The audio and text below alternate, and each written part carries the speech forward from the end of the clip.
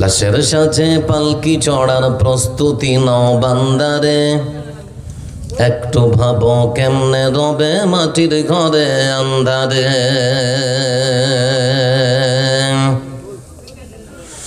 লাশের সাজে পালকি চড়ার প্রস্তুতি নাও বান্দারে, একটু ভাবো কেমনে রবে মাটির ঘরে আন্ধারে।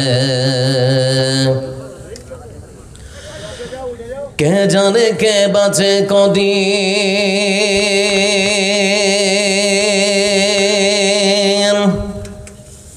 কে জানে কে বাঁচে কদিন, জানা কি যায় আহারে। হয়তো কাফনের কাপড় এসে গেছে বাজারে, তোমার দাফনের কাপড় এসে গেছে বাজারে। লাশের সাজে পালকি চড়ার প্রস্তুতি নাও বান্দারে, একটু ভাবো কেমনে রবে মাটির ঘরে আন্ধারে।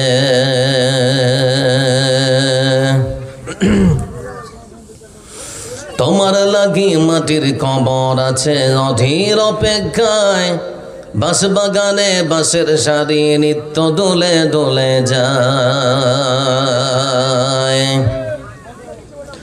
তোমার লাগি মাটির কবর আছে অধীর অপেক্ষায়, বাঁশ বাগানে বাঁশের সারি নিত্য দোলে দোলে যায়।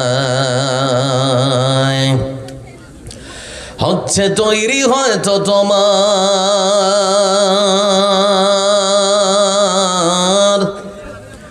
হচ্ছে তৈরি হয়তো তোমার আতর গোলাপ সুরমারে। হয়তো কাফনের কাপড় এসে গেছে বাজারে, তোমার দাফনের কাপড় এসে গেছে বাজারে। লাশের সাজে পালকি চড়ার প্রস্তুতি নাও বান্দারে, একটু ভাবো কেমনে রবে মাটির ঘরে আন্ধারে। যেই পানিতে গোসল দিবে কুসুম গরম করিয়া, সেই পানি আর বড়ই পাতা আছে তৈরি খাটিয়া। যেই পানিতে গোসল দিবে কুসুম গরম করিয়া, সেই পানি আর বড়ই পাতা আছে তৈরি খাটিয়া।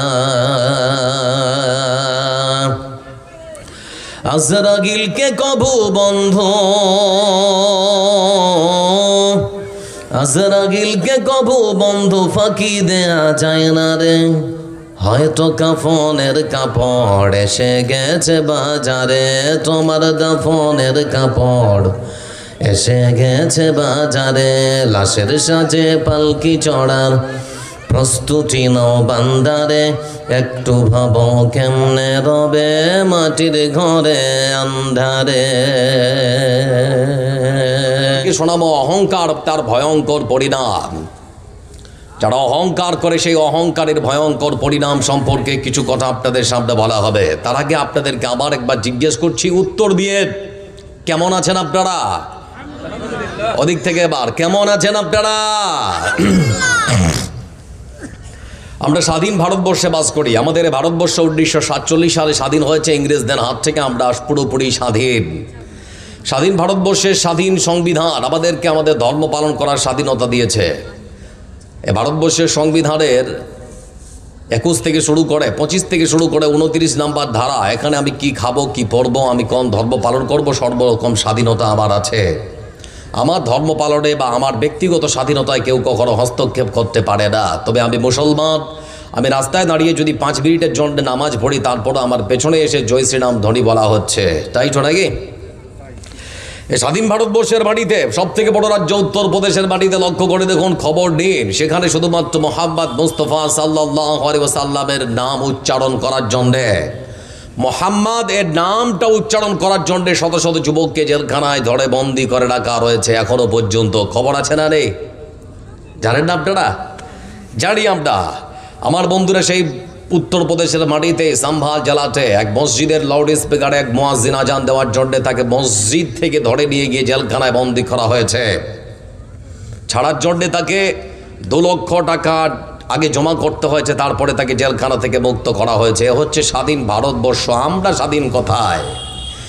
এই স্বাধীন ভারতবর্ষের সব থেকে বড় রাজ্য উত্তরপ্রদেশের সম্ভাল জেলায় মসজিদ সার্ভের নাম করে 5 জন তরতাজা যুবককে পরিকল্পনা করে খুন করা হয়েছে। কে করবে বিচার? যারাই আজকে রক্ষক তারাই আজকে ভক্ষক। এই জন্যে যারা বসে আছেন আমাদের জন্যে কেউ যদি সাহায্যকারী না থাকে, আমাদের একজন সাহায্যকারী আছে। তিনি কে? সবাই বলে তিনি কে? আজকে শুধুমাত্র উত্তরপ্রদেশ নয়, যারা এখানে বসে আছেন আপনাদেরকে শোনাচ্ছি, আমাদের পশ্চিমবাংলার এমন একজন নেতা, একে নেতা বললেও হয়তো ভুল হবে, সকালে কোন্দল করে আর সন্ধ্যায় কোন্দল করে নিজেও জানে না। নামটা বলি আপনারা অনেকে হয়তো বুঝতে পারবেন, অর্জুন সিং। নাম শুনেছেন না শোনেননি? কলকাতার এক ভরা সভা মঞ্চে এই লোকটা তার বক্তব্যের ভাষণ দিচ্ছে এই মতো করে। ইসলামকে নিয়ে কটূক্তি করতে গিয়ে, আল্লাহর কোরআন এবং ইসলামকে নিয়ে বিরূপ মন্তব্য করতে গিয়ে এই মানুষটা বলল, ইসলাম ধর্মে কোনো নারীকে ধর্ষণ করাটা বড় কোনো অপরাধ নয়। এটা আপনারা মনে করেন? আমি কি বলছি বুঝতে পারছেন না? ইসলাম ধর্মে নারী ধর্ষণ করা বড় অপরাধ মনে করা হয় না? ইসলাম আমাকে শিক্ষা দিয়েছে, আপনার ছেলের বয়স যদি 10 বছর, আপনি বাবা হলে আপনার ছেলেকে এক বিছানায় নিয়ে আর ঘুমাতে পারবেন না, বিছানা আলাদা করে দিতে হবে। ইসলাম শিক্ষা দিয়েছে আপনার মেয়ের যদি বয়স হয় 12 থেকে 14 বছর, মা হলে আপনি আপনার মেয়েকে এক বিছানায় দিয়ে ঘুমাতে পারবেন না, মেয়ের জন্য বিছানা আলাদা করে দিতে হবে। ইসলাম আমাদেরকে শিক্ষা দিয়েছে, ওয়ালা তাকরাবুজ জিনা ইন্নাহু কানা ফাহিশাতাও ওয়া সাআ সাবিলা। আল্লাহ কোরআন কারীমের ভাষায় তিনি বলেছেন, বেবিচার করা তো দূরের কথা, ধর্ষণ করা তো দূরের কথা, তার ধারের পাশেও যাওয়া যাবে না। এই পৃথিবীর বুকে কোনো ধর্ষক যদি বিবাহিত হয়, তাহলে পরে পৃথিবীতে তার বেঁচে থাকার কোনো অধিকার নেই। এই শিক্ষা দিয়েছে ইসলাম। এজন্য ইসলামকে নিয়ে বিরূপ মন্তব্য করার আগে, নেতা অর্জুন, তোমার জানা উচিত ছিল, তোমাকে সমাজের মানুষ নেতা মনে করতে পারে, কিন্তু আমরা মুসলমানরা তোমাকে কখনো নেতা মনেই করি না। আমরা মনে করি তোমার যা চরিত্র, বেশ্যার সঙ্গে যদি তোমার তুলনা করা হয়, তাহলে বেশ্যাকে অপমান করা হবে। কেন বলছি? যে তুমি সকালবেলা কোন দল করো আর সন্ধ্যায় কোন দল করো তুমি জানো না, কিন্তু আজকে সমাজের যারা বেশ্যা, তারা যখন শরীরটা বিক্রি করে, ঘরের দরজাটা লাগিয়ে তারা তাদের শরীরটা বিক্রি করে। তোমার মতো খোলামেলা তারা কারো কাছে বিক্রি হয় না। এজন্য আমাদের কাছে বিশেষ করে আমাদের ইমানের পরীক্ষা নেওয়ার চেষ্টা করবে না। আমরা সেই মুসলমান যারা মুতার যুদ্ধ করেছে, খাইবার করেছে, খন্দক করেছে, বদর করেছে, উহুদ করেছে। আমরা সংখ্যায় ছিলাম কম, তারপরও আমরা বিজয়ী হয়েছি। আমাদের সাথে যিনি আছেন তিনি কে? আরেকবার বলি, তিনি কে? মানুষ শ্রেষ্ঠ কেন জানেন? আমরা চিতার মতো দৌড়তে পারি না, কিন্তু চিতার থেকে দ্রুতগামী যান বানিয়ে আমরা চিতাকে পর্যন্ত পরাজিত করেছি। পাখির মতো উঠতে পারি না, কিন্তু প্লেন বানিয়ে আমরা পাখির থেকে আরও আকাশের অনেক উপরে উঠতে পারি, পাখির মতো উঠতে পারি। আমরা মাছের মতো সাঁতার কাটতে পারি না, কিন্তু টাইটান নামক ডুবুরি জাহাজ বানিয়ে মাছের থেকেও আমরা ভিতরে যেতে পারি। এর জন্যে মানুষ হচ্ছে সর্বশ্রেষ্ঠ। বন্ধু আমার, আপনি যদি আপনার শ্রেষ্ঠত্ব ধরে রাখতে চান, তাহলে পরে আল্লাহর কোরআনের ভাষা আপনাকে বিনয়ী হতে হবে। আপনি যদি অহংকারী হন, কোরআনের ভাষায় আল্লাহ আপনাকে পছন্দ করেন না। হাদিসের পরিভাষায় রাসূল বলেছেন, আপনার আল্লাহর জান্নাতে যাওয়া হবে না। যারা অহংকারী হয় তাদের সম্পর্কে বা তাদের মনে রাখা দরকার, এই পৃথিবীর বুকে, পৃথিবীর ইতিহাসে যারা অহংকারী ছিল, লক্ষ্য করে দেখুন পৃথিবীর ইতিহাস। নমরুদ, সে বলেছিল আমি হচ্ছি সব থেকে বড় রব। এত বড় একজন শাসক, এত বড় একজন অহংকারী স্বৈরাচারী মানুষকে মারার জন্য আল্লাহ কোনো সেনাবাহিনী পাঠাননি, একটা মশাকে দিয়ে পৃথিবী থেকে তাকে বিদায় করেছে। তাই তো নাকি? কথা বুঝতে পারছেন নাকি বলছে? লক্ষ্য করে দেখুন এই পৃথিবীর বুকে ফেরাউন নামক এই স্বৈরাচারী অহংকারী শাসককে মারার জন্য আল্লাহ রাব্বুল আলামিন তাও কোনো সেনাবাহিনী পাঠাননি, কারণ আল্লাহ নিজেই তাকে সমুদ্রের মানে আটলান্টিক মহাসাগরে তাকে একেবারে নদীতে সাগরের মধ্যে ডুবিয়ে চুবুনি খাইয়ে পৃথিবীর বুক থেকে বিদায় করেছেন। এজন্য অহংকারী হওয়ার চেষ্টা করবেন না, বিনয়ী হন। আল্লাহ আপনার সম্মান, আপনার মর্যাদা পৃথিবীতেই বাড়িয়ে দেবেন। বলছিলাম বন্ধু আমার, অহংকার করে আপনি করবেন কি? আমরা এই পৃথিবীর বুকে দেখেছিলাম এক সময় এসেছিল করোনা ভাইরাস। সারা পৃথিবীর সব থেকে শক্তিধর দেশ আমেরিকা, এতগুলো প্রযুক্তি, এত ডাক্তার, উন্নত মানের চিকিৎসা, তারপরেও কেমন যেন সারা পৃথিবীর মানুষ অসহায়ের মতো আত্মসমর্পণ করতে বাধ্য হয়েছে। এক অদৃশ্য ভাইরাসের কাছে মানুষ কেমন যেন নিরুপায়, তার কাছে দাঁড়াতে পারে না। তাহলে এত অহংকার কেন? বলছিলাম বন্ধু আমার, যারা অহংকার করে তাদের ভয়ঙ্কর পতন আল্লাহ রাব্বুল আলামিন পৃথিবীটাই দেখিয়ে দিয়েছেন। যারা এখানে বসে আছেন, যারা মোবাইলের সঙ্গে একটু অ্যাক্টিভা থাকেন, আপনারা শুনেছেন হয়তো পৃথিবীর মানচিত্রে 1912 সালের 10 এপ্রিল বিশাল বড় একটা জাহাজ নির্মাণ করা হয়েছিল, যার নাম টাইটানিক। নাম শুনেছেন না শোনেননি? এই টাইটানিক জাহাজের নির্মাতা যে সংস্থা, তার নাম হচ্ছে হোয়াইট স্টার লাইন। যে ব্যক্তি এই টাইটানিক জাহাজের ডিজাইন করেছিলেন তার নাম হচ্ছে থমাস অ্যান্ড্রুস। এ মানুষটার জাহাজটা তৈরি করার পরে একেবারে বুক ফুলিয়ে ঘোষণা করলো, এই জলের মধ্যে যখন এই বিশাল বড় জাহাজ চলতে শুরু করবে, ঠিক সেই সময় যদি ঝড় বৃষ্টি শুরু হয়, সমস্ত ঝড় আর বৃষ্টি উপেক্ষা করে বুক চিতিয়ে চলতে পারবে জলের মধ্যে এই টাইটানিক জাহাজ, কোনো অসুবিধা হবে না। এমনকি এই মানুষটা বলতে বলতে এক পর্যায়ে বলল যে একটা পাট কাঠি যদি ওই সমুদ্রের জলের মধ্যে দেওয়া যায় তাহলে সেটা ডুবে যেতে পারে, কিন্তু আল্লাহ স্বয়ং এই জাহাজকে ডুবাতে পারবেন না। একটা অহংকার ভাব, তাই তো নাকি? আমার বন্ধুরা, 1912 সালের 10 এপ্রিল এই জাহাজ যাত্রা শুরু করলো। 1912 সালের 15 এপ্রিল, মাত্র 4 দিনের ব্যবধানে উত্তর আটলান্টিক মহাসাগরের তলদেশে বিশাল বড় এক বরফের পাহাড়ের সঙ্গে ধাক্কা লেগে সেখানে ধ্বংস হয়ে গেল টাইটানিক। এখন উত্তর আটলান্টিক মহাসাগরের তলদেশে দ্বিখণ্ডিত হয় সেখানে অবস্থান করছে। 100 বছর পার হয়ে গেল, সেই জাহাজকে দেখার মানুষের কৌতূহল এখনো কমেনি। বলতে যাচ্ছিলাম বন্ধু আমার, অহংকারী যারা হয় তাদের আল্লাহ পছন্দ করেন না। আপনার মনে পড়ছে ওই যে টোটোওয়ালা, ঠেলাওয়ালা, রিক্সাওয়ালার রিক্সায় চড়েছিলেন, আপনার কাছে বেচারা না হয় 10 টাকা বেশি চেয়েছিল, আপনার ক্ষমতা আছে তো, শক্তি আছে তো, দলীয় দাপট আছে তো, সেজন্য তার দুগালে দু তামাচা মেরে দিয়েছিলেন। মনে রাখবেন একটা কথা, সেই দিন যদি আপনার প্রতিশোধ দেওয়ার জন্য টোটোটা দাঁড় করিয়ে আপনার দুগালে দু চড় মেরেছে, তাহলে তো আপনি বেঁচে গেলেন।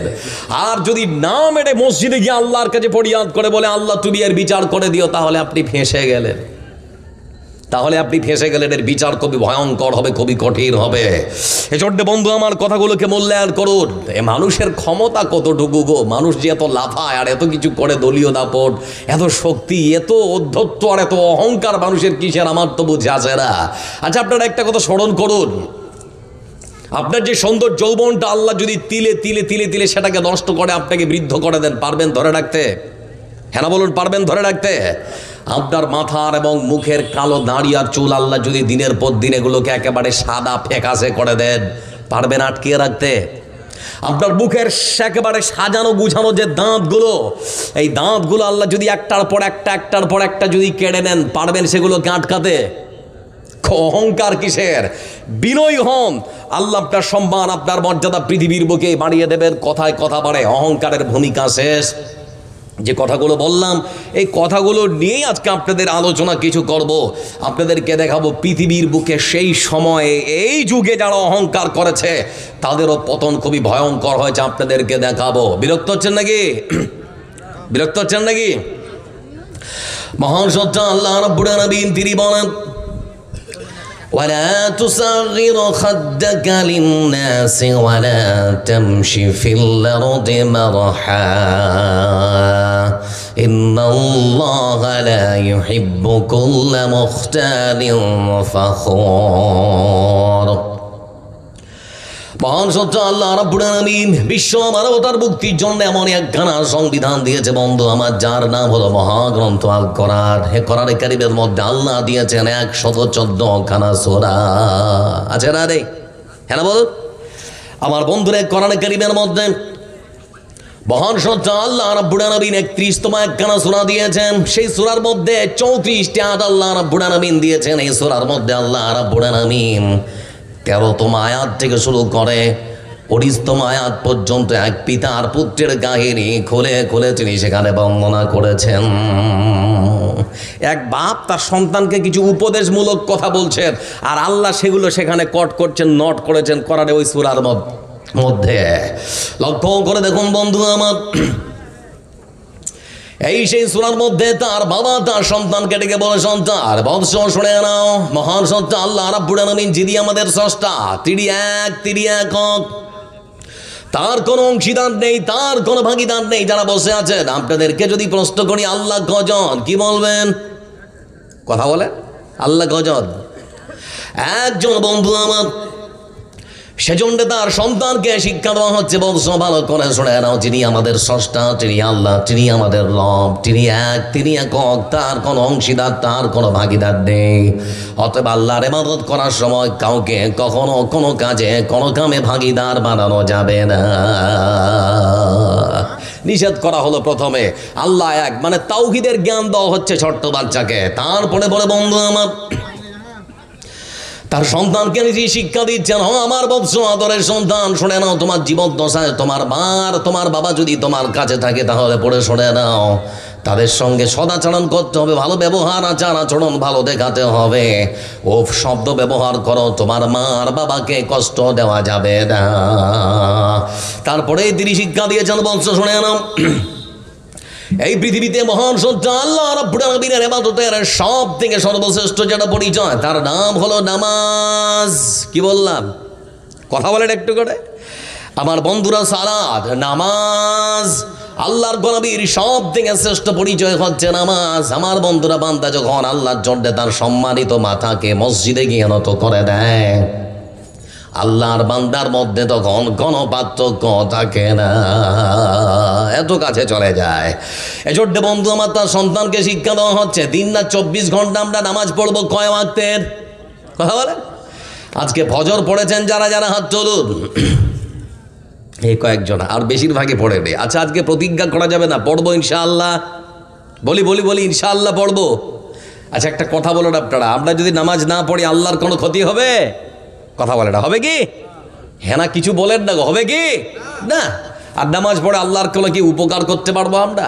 পড়বেন নিজের লাভ, না পড়বেন তো নিজের ক্ষতি। আসছে আলোচনা করো, লক্ষ্য করে দেখুন বন্ধু আমার, এই সেই কোরআন কারীমের মধ্যে 18তম একখানা আয়াত আছে। সেই আয়াতের মধ্যে তার বাবা তার সন্তানকে ডেকে বলছে, বৎস, আমাদের এই চক শেহেদ্দি গ্রামে এমন মানুষ থাকতে পারে অভাবী, যার বাড়িতে হয়তো দুবেলা খাবার থাকবে, একবেলা থাকবে না। তোমার কাছে হয়তো তারা আসতে পারে, তার শরীরের কাপড়টা ছিঁড়া ফাটা হতে পারে, তার শরীর থেকে ময়লা আবর্জনা লেগে থাকতে পারে, শরীর থেকে দুর্গন্ধ আসতে পারে, তার সেরকম কোনো বংশীয় মর্যাদা নাও থাকতে পারে। সেরকম অভাবী মানুষকে দেখে তুমি অহংকার বশত তোমার মুখমণ্ডলকে কখনো ফিরিয়ে দিও না। খবরদার, তাদেরকে দেখে ঘৃণার নজরে, ঘৃণা করে, অহংকার করে তুমি তোমার মুখমণ্ডলকে ফিরিয়ে দিও না, ওদের দিকে তুচ্ছ মনে করো না। আমার বন্ধুরা, আল্লাহ রাব্বুল আলামিন তিনি বলছেন, বান্দা, এটা এজন্যই এই সমাজের মধ্যে যারা অহংকার করে, যারা অহংকারী হয়, আল্লাহ রাব্বুল আলামিন তিনি বলেছেন, বান্দা শুনে নাও, ওই অহংকারী মানুষকে আমি আল্লাহ রাব্বুল আলামিন কখনো পছন্দ করি না। যারা বসে আছেন আপনাদেরকে প্রশ্ন করছি, ভারতবর্ষের মানচিত্র দেখেছেন না দেখেননি? হ্যাঁ না বলেন? সুন্দর একটা মানচিত্র ভারতের, তাই তো নাকি? ভারতবর্ষের মানচিত্রের বন্ধু আমার ঠিক নিচে দেখবেন ছোট্ট একটা দেশ ঝুলছে, তার নাম কি? শ্রীলঙ্কা।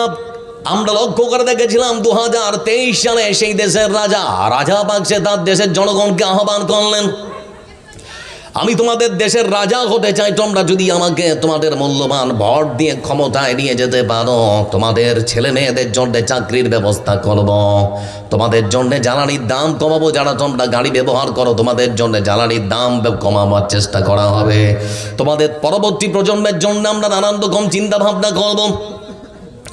দেশের মানুষেরা তোমাদের জন্য নানান প্রকল্প নিয়েছে, আমরা গরিবি দূর করার চেষ্টা করব, নানান রকম প্রতিশ্রুতি দিয়ে দেশের মানুষ ভোট দিয়ে বন্ধু আমার রাজা পাকসিকে যখন রাজার আসনে বসালো, রাজার আসনে বসার পর প্রজার কথা তৎক্ষণাৎ ভুলে যেতে আরম্ভ করেছে।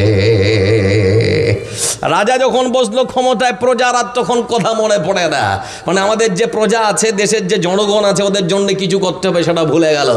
আমার বন্ধুরা, শ্রীলঙ্কার মাটিতে গণবিক্ষোভ শুরু হয়ে গেল। শ্রীলঙ্কার মাটিতে যুবকেরা তারা পথের মধ্যে নামলো, নামার পরে সরকারের চোখে চোখ রেখে তারা তখন বলতে আরম্ভ করলো, সরকার, আপনি বলেছিলেন তোমরা যারা শিক্ষিত ছিল তোমাদের জন্য চাকরির ব্যবস্থা করা হবে, অতএব আমরা শিক্ষিত যুব সমাজ, আমাদের জন্য চাকরির ব্যবস্থা করা হোক, আমাদের পরবর্তী প্রজন্মের জন্য প্রকল্প নিয়ে আসা হোক, জ্বালানির দাম কমা হোক, গরিবি দূর করার জন্য নানান রকম প্রকল্প নিয়ে আসা হোক। কিন্তু বন্ধু আমার, সরকার জনগণের কথাতে কোনো রকম কর্ণপাত করলো না। টিয়ার গ্যাস, জল কামান দিয়ে যুবকদেরকে দমানোর চেষ্টা করা হলো। পুরো শ্রীলঙ্কা জুড়ে মানুষ যখন রাস্তায় নামতে আরম্ভ করলো, গণভবন ছেড়ে তখন নেতারা পালাতে আরম্ভ করেছে। সেই দেশের রাজা হেলিপ্যাডে গিয়ে হেলিকপ্টারে করে সেও নিজের জীবন পালিয়ে বেঁচেছে। বলছিলাম বন্ধু আমার, সেই দিন দেখেছিলাম এক যে দৃশ্য, সেই শ্রীলঙ্কার মাটিতে অসংখ্য নেতার মন্ত্রীকে দেখলাম, তাদেরকে তাদের ঘর বাড়ি থেকে একেবারে পিটিয়ে রাস্তায় বের করা হয়েছে। উলঙ্গ নগ্ন করে তাদের শরীর থেকে কাপড় খুলে অলঙ্গ নগ্ন করে রাস্তায় দৌড় করানো হয়েছে। এজন্য বন্ধু আমার, যারা পৃথিবীর বুকে অহংকারী হয় তাদের পতনটা খুবই ভয়ঙ্কর হয়। শুধুমাত্র শ্রীলঙ্কা নয়, আমাদের ভারতবর্ষের পার্শ্ববর্তী আর একটা প্রতিবেশী দেশ যার নাম বাংলাদেশ, নাম শুনেছেন না শোনেননি? কথা বল। সেই বাংলাদেশের এক স্বৈরাচারী নারী বন্ধু আমার, যার নাম হলো শেখ হাসিনা, 17টা বছর ধরে ক্ষমতার চেয়ারে বসেছিল। মনে মনে ভেবেছিল এত বড় দল, এত বড় সংগঠন, কে আমাকে চেয়ার থেকে নামাতে পারে? বসে আছেন যারা, প্রশ্ন করছি, সম্মান দেওয়ার মালিক যিনি, তিনি কে? আবার সম্মান কেড়ে নেওয়ার ক্ষমতা আছে যার, তিনি কে?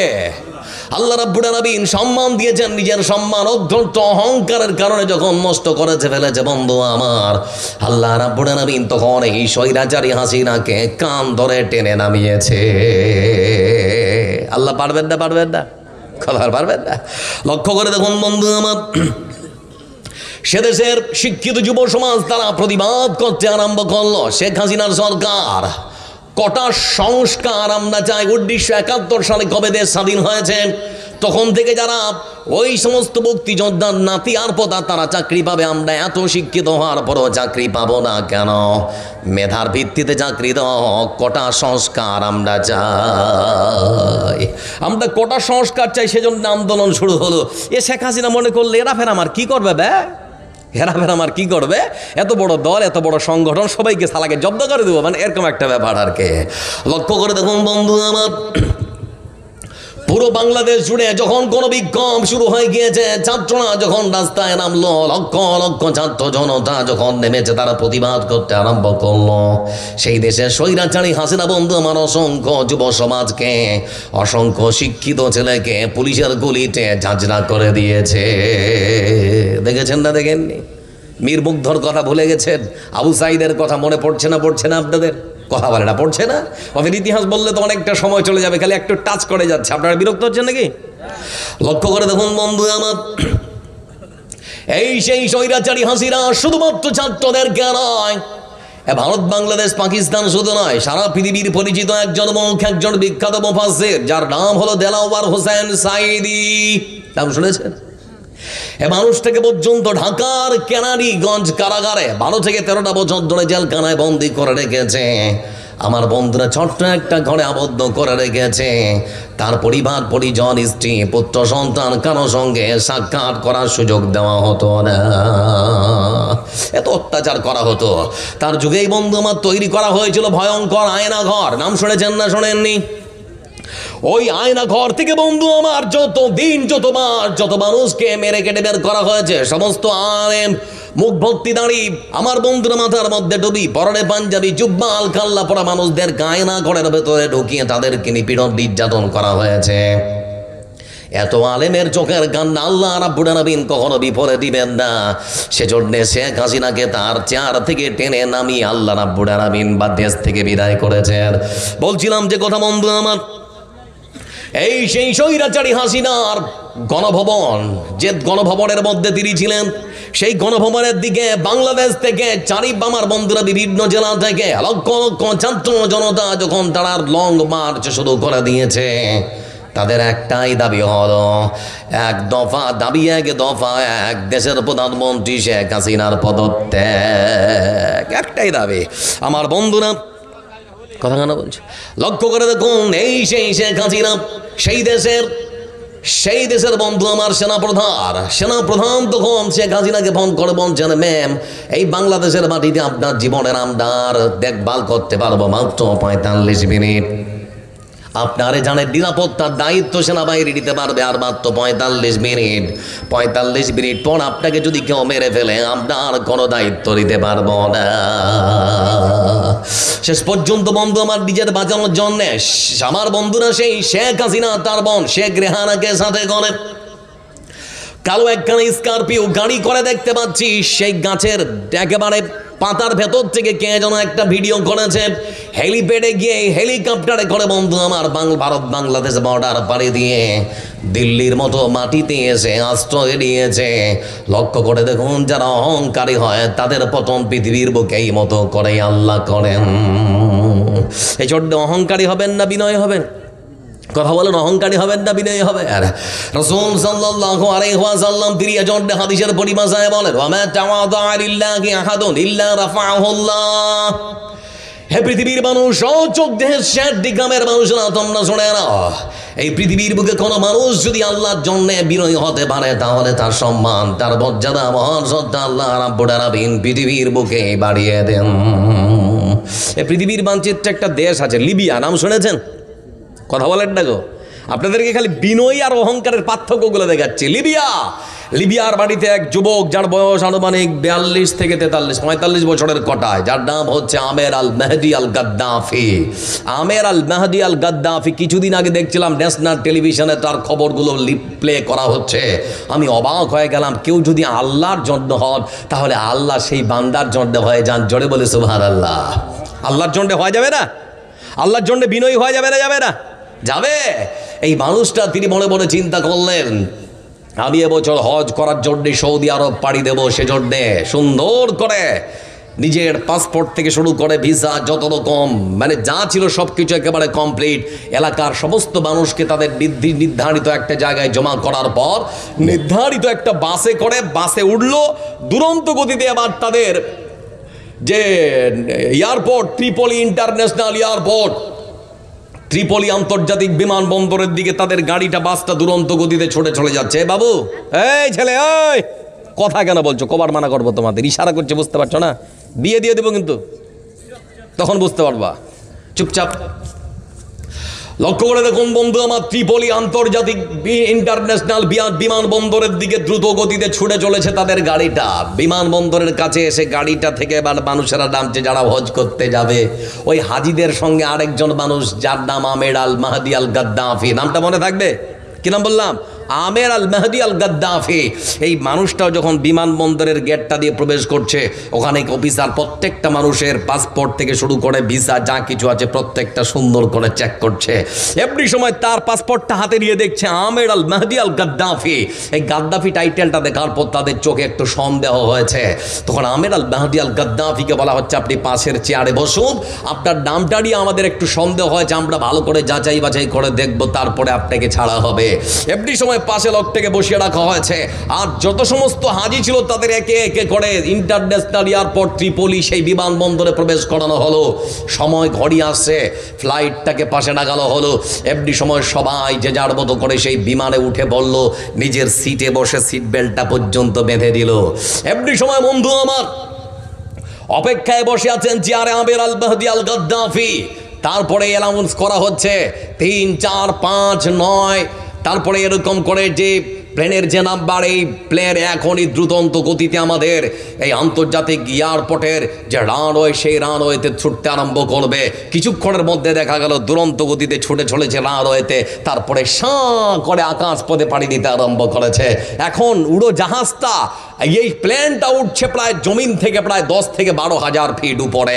এমন সময় পাশে থাকা এক অফিসার এসে বলছে, ভাই আমের, আল্লাহ মনে হয় তোমার এবছর হজ কবুল করেনি, বাড়ি ফিরে চলে যাও, বাড়ি ফিরে চলে যাও, মনে হয় আল্লাহ তোমার এবার হজ কবুল করেনি, বাড়ি ফিরে যাও। ঠিক সেই মুহূর্তে এই ভাই আবার কি বলছে জানে? তিনি তখন বলছেন, ও ভাই অফিসার, তোমাকে বলতে চাচ্ছি যে মহান শ্রদ্ধা আল্লাহ রাব্বুল আলামিন আমাকে বাড়ি থেকে আন্তর্জাতিক এয়ারপোর্ট পর্যন্ত পৌঁছে দিয়েছেন। সে আল্লাহ রাব্বুল আলামিন আমাকে এয়ারপোর্ট থেকে সৌদি আরব পর্যন্ত পৌঁছে দেবেন, আমার বিশ্বাস, সেটা আমার বিশ্বাস। বলে কেমন করে হবে? সেটা তো সম্ভব নয়। বলে সম্ভব নয় কেন? বলে তোমাদের যে নির্ধারিত প্ল্যান ছিল সেই প্ল্যান বন্ধু আমার, আমাদের আমাদের ওই প্লেন এখন বর্তমান জমিন থেকে আকাশে উঠতে আরম্ভ করেছে, জমিন থেকে প্রায় 12,000 ফিট উপরে উড়তে শুরু করেছে। আমার বন্ধুরা, তোমার বড় হয়ে বছর আর যাওয়া হবে না, বাড়ি ফিরে চলে যাও, পরের বছর আবার তুমি চেষ্টা করবে। বলে না, এই প্লেনেই আমি যাব। বলে পাগল নাকি, এই প্লেন তো এখন ছুটতে শুরু করেছে, আর কয়েক ঘন্টা পর তারা চলে যাবে। আমার বন্ধুরা, কিছুক্ষণের মধ্যে এই প্লেনের পাইলট তাদের নির্ধারিত যে বিমান, সেই বিমানের মধ্যে যান্ত্রিক কিছু ত্রুটি লক্ষ্য করেছে। সেজন্য তারা আবার আন্তর্জাতিক এয়ারপোর্ট ত্রিপলি বিমানবন্দরের অভ্যন্তরে থাকা অফিসারের সঙ্গে তারা যোগাযোগ করলো। যোগাযোগ করার পর তারা তখন বলছে, বিমানের মধ্যে যান্ত্রিক ত্রুটি আমরা লক্ষ্য করেছি, জরুরি অবতরণ না করলে পরে আমাদের প্লেনটা ধ্বংস হয়ে যেতে পারে। আবার যোগাযোগ করে তাড়াতাড়ি করে ফিরিয়ে নিয়ে আসা হলো, ত্রিপলি আন্তর্জাতিক বিমানবন্দরে নামানো হলো। এদিকে আহমেদ আল মেহেদি খুব খুশি যে যাক, আমার সমস্ত সমস্যা মিটে গেছে, এবার তো আমি মনে হয় প্লেনে উঠতে পারবো। আমার বন্ধুরা, তারপরেও দ্বিতীয়বার যখন নামানো হলো, তখন কিন্তু আমার ভাই আমের আল মেহেদি আল গাদ্দাফিকে ওঠার সুযোগ দেওয়া হলো না। মেকানিক গিয়ে সেই এরোপ্লেনের যে যান্ত্রিক ত্রুটি দেখা দিয়েছিল সেটাকে সম্পূর্ণরূপে ভালো করে সারাই করা হলো। আবার রয়েছে দুরন্ত গতিতে চড়তে আরম্ভ করেছে, আবার এখন আকাশের মধ্যে উঠছে। আমার বন্ধুরা, দ্বিতীয়বার অফিসার গিয়ে বলল, ভাই আমের, আমি তো বলেছি তোমার জন্য বিমানের দরজার খোলা হবে না, তুমি এবারের মতো বাড়ি ফিরে যাও, আবার সামনের বছর চেষ্টা করে দেখবে। আমার ভাই আমের আল মেহেদি টিডি বারবার বলছেন, অফিসার ভাই শুনে আনো, আমার ইচ্ছা আল্লাহর প্রতি আমার অগাধ এবং বিশ্বাস অটুট আস্থা আল্লাহর প্রতি রয়েছে যে মহান সত্তা আল্লাহ রাব্বুল আলামিন আমাকে আমার বাড়ি থেকে আন্তর্জাতিক এয়ারপোর্ট পর্যন্ত পৌঁছে দিয়েছেন। আমার বিশ্বাস, আমার আল্লাহ এই বিমানবন্দর থেকে সৌদি আরব আল্লাহর ঘর পর্যন্ত তিনি পৌঁছে দেবেন, এটা আমার বিশ্বাস। বলে হয় নাকি ভাই, আর তো হবে না। কিছুক্ষণ পর বন্ধু আমার, আবার সেই বিমানের পাইলট, আবার সেই এরোপ্লেনের পাইলট যান্ত্রিক ত্রুটি লক্ষ্য করেছে। তৃতীয়বার আবার সেই ত্রুটি অবতরণ করার জন্য অভ্যন্তর অফিসারের সঙ্গে তারা কথোপকথন করলো, বিমানটা আবার এসে অবতরণ করলো। শেষ পর্যন্ত পাইলটের সঙ্গে যোগাযোগ করা হওয়ার পর বলা হচ্ছে, একজন যাত্রী ছাড়া পড়েছে, তাকে না নিয়ে গেলে মনে হয় তোমার যান্ত্রিক ত্রুটি সারবে না। বলে সেটা কে? বলে আমের আল মেহেদি আল গাদ্দাফি। আমার বন্ধুরা, এমনি সময় সেই মানুষটার জন্যে বিমানবন্দরের দরজা উন্মুক্ত করে দেওয়া হলো, তাকে তার নির্ধারিত সিটের মধ্যে বসিয়ে দেওয়া হলো, সিট বেল্টটা পরিয়ে দেওয়া হলো। এবার যান্ত্রিক ত্রুটি সারানোর পর বিমান যখন আকাশে উঠতে আরম্ভ করলো, আর কোনো যান্ত্রিক ত্রুটি বন্ধু আমার দেখা গেল না। একেবারে তাদের ত্রিপলি আন্তর্জাতিক বিমানবন্দর থেকে উঠতে আরম্ভ করলো, শেষ পর্যন্ত সৌদি আরবের মাটিতে গিয়ে তারা নামলো। আমার বন্ধুরা, সেখানে নামার পর তিনি তখন বললেন, পৃথিবীর মুসলমান, তোমরা শুনে নাও, তোমরা যখনই বিপদে পড়বে তখনই তোমরা বিনয়ী হবে, অহংকারী হবে না। তোমরা যদি আল্লাহর জন্য বিনয় হয়, আল্লাহর জন্য তোমরা যদি হয় যেতে পারো, তাহলে পরে শুনে নাও, মহান সত্তা আল্লাহ রাব্বুল আলামিন তিনিও তোমাদের জন্য হয়ে যাবেন। এজন্য আল্লাহ রাব্বুল আলামিন কোরআনে কারীমের ভাষায় তিনি বলেন, ওয়া কানা হাক্কান আলাইনা নাসরুল মুমিনিন। যারা ইমানদার, যারা মুমিন হয় বন্ধু আমার, তারা যখন বিপদে পড়ে যায় তাদেরকে উদ্ধার করার জন্য মহান সত্তা আল্লাহ রাব্বুল আলামিন তিনি তখন দায়িত্ব নিয়ে নেন। এজন্য পৃথিবীর মানুষ লক্ষ্য করে দেখেছে, আমের আল মেহেদি আল গাদ্দাফির জন্য বারবার প্লেন খারাপ করে, সেই প্লেনের মধ্যে আল্লাহ রাব্বুল আলামিন তাকে একেবারে তার দেশ থেকে সৌদি আরবে পৌঁছে দিয়েছে। এজন্য বিনয়ী হন, অহংকারী হবেন না। কোরআনে কারীমের ভাষায় সতর্ক করা হচ্ছে, চকশের গ্রামের মানুষ শুনে আনো, ولا تمشي في الأرض مرحا إنك لن تخرق الأرض ولن تبلغ الجبال طولا। আচ্ছা বলুন, আকাশের মালিক যিনি তিনি কে? কথা বলেন, এই জমিনটার মালিক যিনি তিনি কে? মহান সত্য তিনি স্মরণ করার জন্য বান্দা, আকাশের মালিকানা আমার, এই জমিনের মালিকানা আমার। আমার পৃথিবীতে আমার জমিতে কখনো অহংকার করে চলো না। কি করতে পেরেছো? কি বা করতে তুমি পারবে? তুমি কি পারবে তোমার পা দিয়ে সজোরে পদাঘাত করে আমার জমিনকে তুমি পা দিয়ে লাথি মেরে ফুটো করতে পারবে নাকি? কেউ পারবে? পা দিয়ে লাথি মেরে ফোঁটা করেন তো পারা যাবে? আবার আল্লাহ রাব্বুল আলামিন তিনি বলছেন, বান্দা অহংকার করে, দম্ভ করে তুমি কি পারবে আমার বিশাল বড় পাহাড়ের সমপরিমাণ উচ্চতায় তুমি কি নিজেকে পৌঁছাতে পারবে নাকি? সেটাও কখনো সম্ভব নয়। এজন্য আল্লাহ রাব্বুল আলামিন তিনি বলেছেন, বান্দা ভালো করে শুনে নাও, মানুষ তোমার জন্য কখনো অহংকার শোভা পায় না। বিনয় হয়ে যাও, অহংকার করো না, আল্লাহ বারবার নিষেধ করছেন। আচ্ছা, আপনাদেরকে একটা ছোট্ট করে কথা বলছি, দেখবেন দেখবেন দেখবেন এক্ষুনি আপনাদের মাথাটা কেমন যেন ঘুরে যাবে।